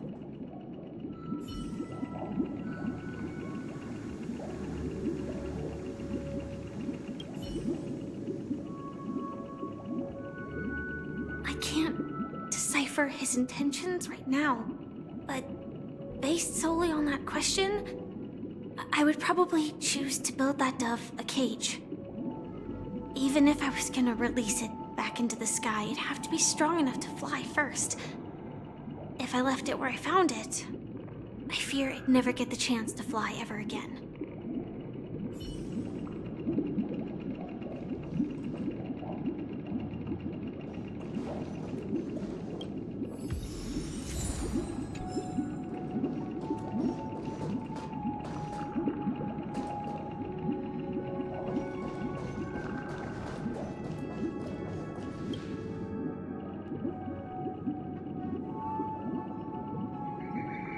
Interesting. Since you've made up your mind, allow me to reveal what fate this choice will bring to the fledgling. From what I've observed, there are at least 3 predators in that yard that prey on small birds. The Vosicle Scorpion, Asdana Wolverine, and the Huntington Winged Snake. Even if they shy away from humans, these animals are still near apex predators in a fenced location like a yard. In such a location, only one fate awaits that little Charmony dove. A painful death. As for the choice you made, I am deeply sorry. Now, let us advance to the second decision. This time, it's the story of a dream chaser. This story happened when I was appointed as Bronze Melodia, a position exclusive to the Oak family, charged with listening to the problems and vexations of Dreamscape residents, and providing them with the relevant guidance. It was during that period that I had the opportunity to hear voices from all corners of the Dreamscape. Joy, sorrow, arrogance, regret. The complex tapestry of human nature that formed the world.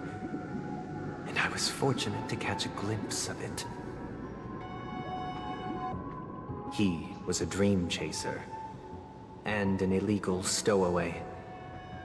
Just like the rest of them, he came to Penacony in search of a better life, except that, to most people, the price he paid, I suppose you could say it was everything.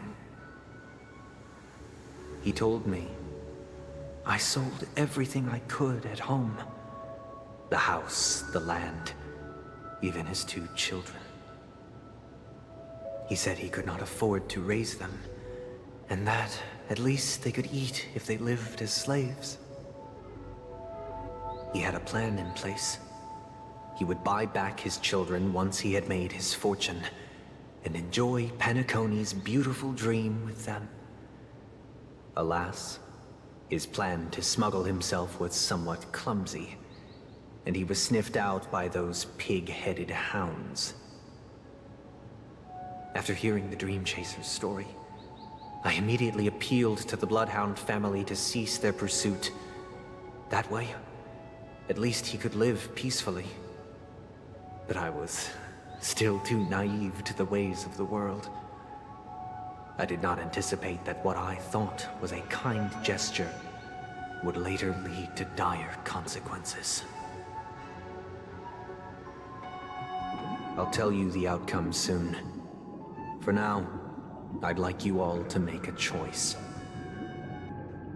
Will you do as I did, and try to convince the Bloodhound family to stop their pursuit, so that the Dream Chaser may live peacefully and realize his wishes? Or will you remain silent, leaving him to languish while the hounds are hot on his heels, until his inevitable judgment arrives? I look forward to everyone's decisions. Who knows? Perhaps they might even alter the outcome of this tragedy.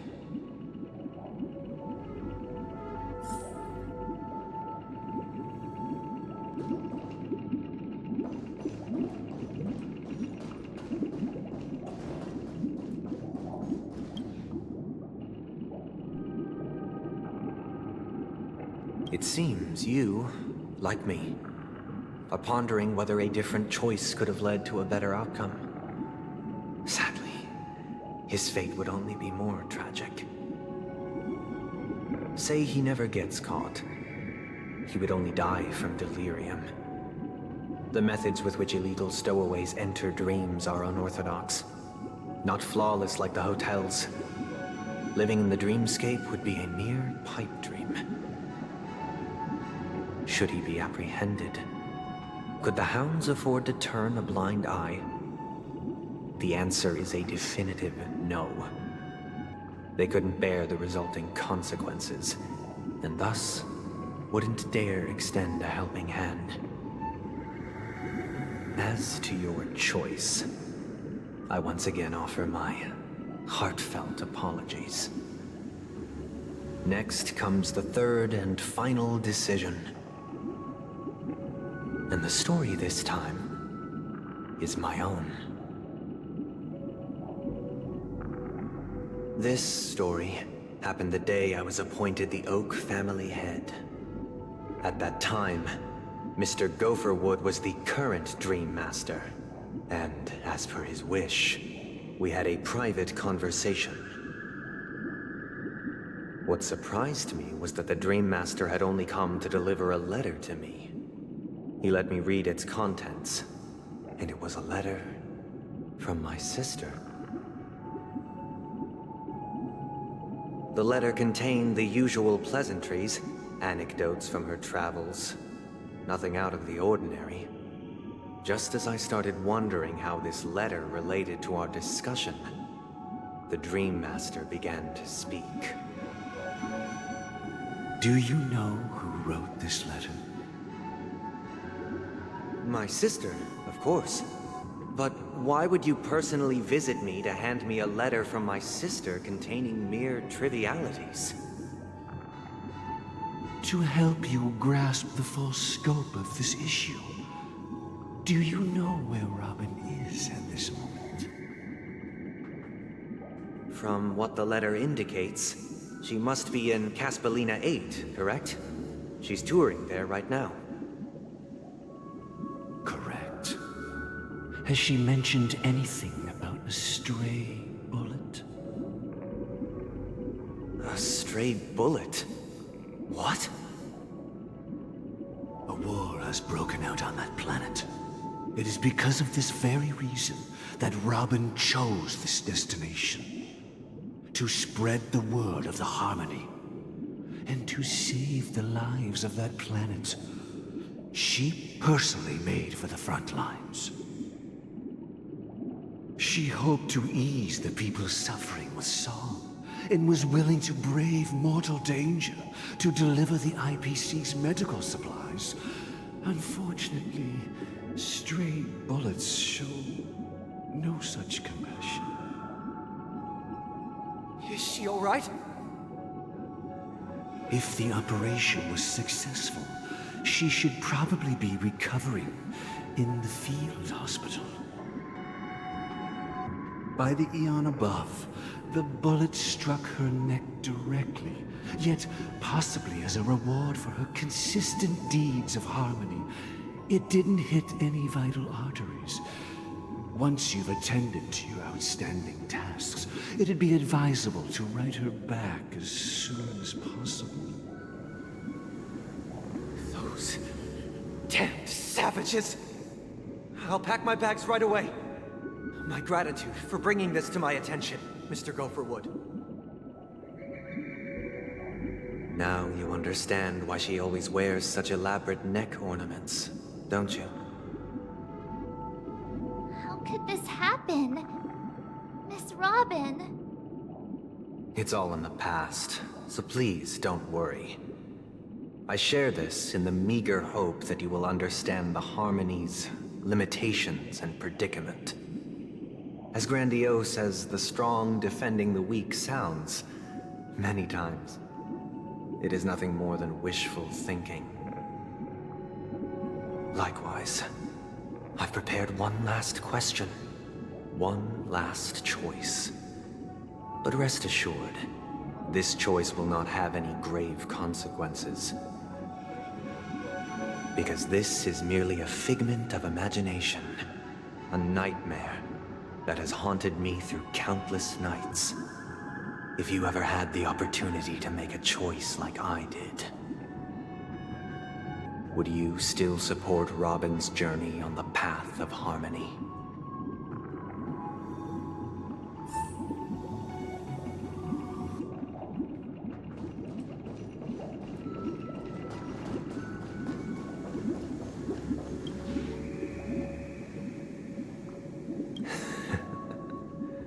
I see. I am now aware of everyone's stances.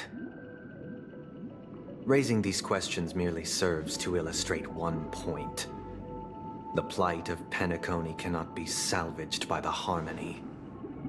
The true foundation for a sweet dream paradise can only be established through the order where the strong govern the weak. I know the suffering of being tormented, the turmoil of losing your way, how sorrow and even despair set in when matters don't work out. All of this causes me unending pain, because this is not what happiness is at all. We must teach the weak how to live a happy life. And this life isn't some noble propriety that the upper crust preaches, but in definitive terms, a way of survival that belongs to everyone. So what is your definition of living a happy life? Good question. Human consciousness is fundamentally an illusion, a cage known as self-worth. People lured in by this illusion make mistakes, yet still ask that external influences bear the burden. When one mistake after the next permeates the masses, they become impossible to trace. Thus, the amassing of these individual cages culminate to form a prison, a place dictated only by the rule of survival of the fittest. Nature is always accompanied by predation and sacrifice. Its antithesis is known as order. That is what I want to do. Unite people's happiness under the banner of order. They won't need to make bitter choices any longer, nor face the weaknesses of humanity. They can cast aside their primal instincts to build a haven for mankind. Simply describing thoughts is far too abstract, so allow me to provide a simple example.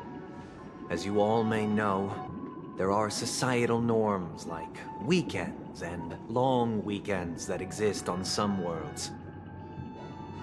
During these hard-earned rest days, people are given the chance to extricate themselves from the stresses of everyday life, allowing a certain tranquility to return to their souls. And it is only on these days that people do not have to adhere to the law where the strong prey on the weak. They can live out their lives happily during these brief intermissions. It's just a pity that 2 or 3 days are still too fleeting compared to the span of a lifetime. From where I stand, society's ideal system should be 7 rest days. Following Sunday, there should ensue a second, a third, and indeed an infinite procession of Sundays. This should be the face of the new world. Idyllic, eternal, peaceful days. And thus, every person can return to their base selves in this utopia. Some gaze in reverence at the stars, pouring their whole beings into calculating the distance between us and the isolated world of Pagana. Meanwhile, some seek refuge in quiet corners, holding one another, unencumbered by the chains of unwelcome obligations. There would be no need to bear the hardships of reality. Only in this way can humanity face the inevitable end with the purest of spirit. living a life of dignity. This is what it is to live in bliss. Miss Firefly, you who are stricken with entropy loss syndrome, you of all would surely understand this.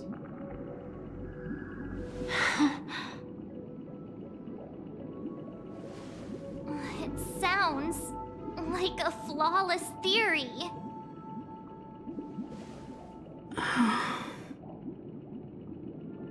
But what is the price to attain all this?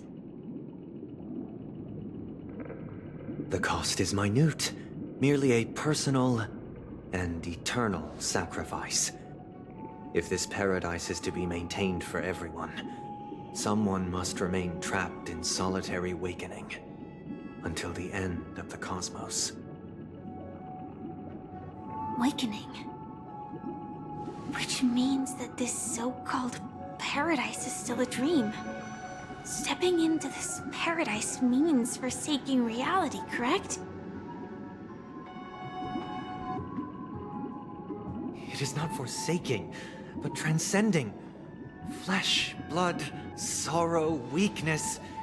If the physical is the root of spiritual suffering, it is only logical that we defeat it. But in this supposed bliss, people won't have defeated their demons. The chance to overcome their tribulations would be forever lost to them. In other words, it is an escape. That's another way of understanding it. But there is no shame in escape. On the contrary, the seeds of escape exist in everyone's hearts. Don't you agree, Miss Firefly?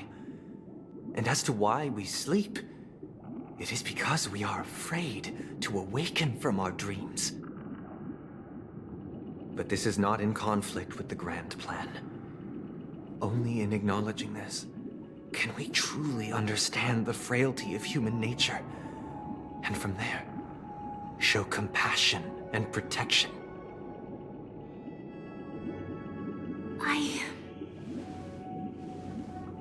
I admit that you are a born leader. Your perspective on humanity brims with pessimism. Yet you express compassion for all, even when your heart pities them.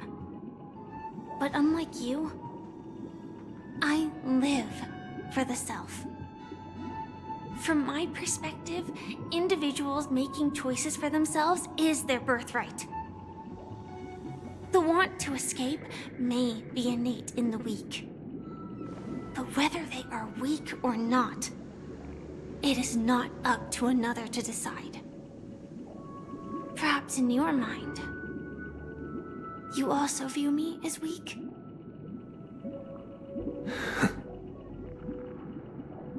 Because I don't think so.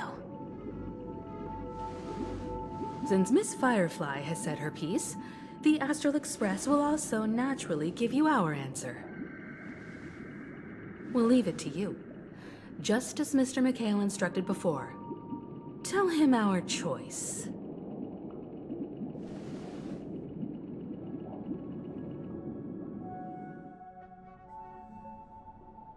What is this place? Does this place ring any bells, Misha?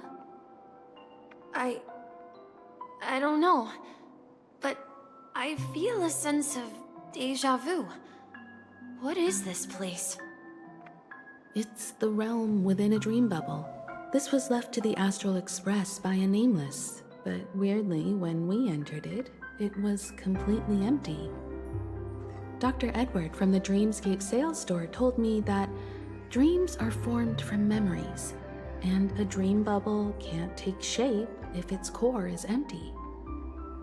So I thought you might be able to help us in unraveling this mystery, Misha. As a hotel doorman, you know Penacony best among us.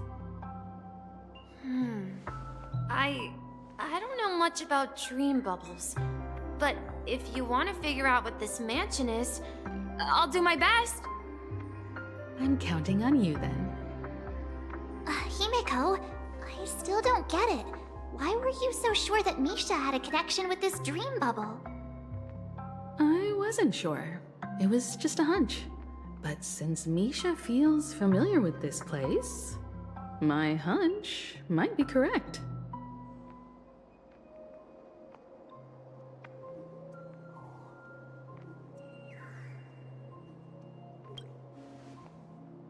Exactly. This is where you and Firefly encountered death, which we now know as dormancy. Considering its connection to Dreamflux Reef, it's not surprising it appeared here. The question now is, who brought you here? Based on the clues we have so far, it's unlikely to be that masked fool. So identifying them is crucial to us. We're drawing closer to the truth once more. Let's give Misha some time, as I believe he'll unveil the secret of this dream bubble. Alright, but there are doors all over the place. Which one should we choose? Do you have any idea, Misha? I guess... maybe this way?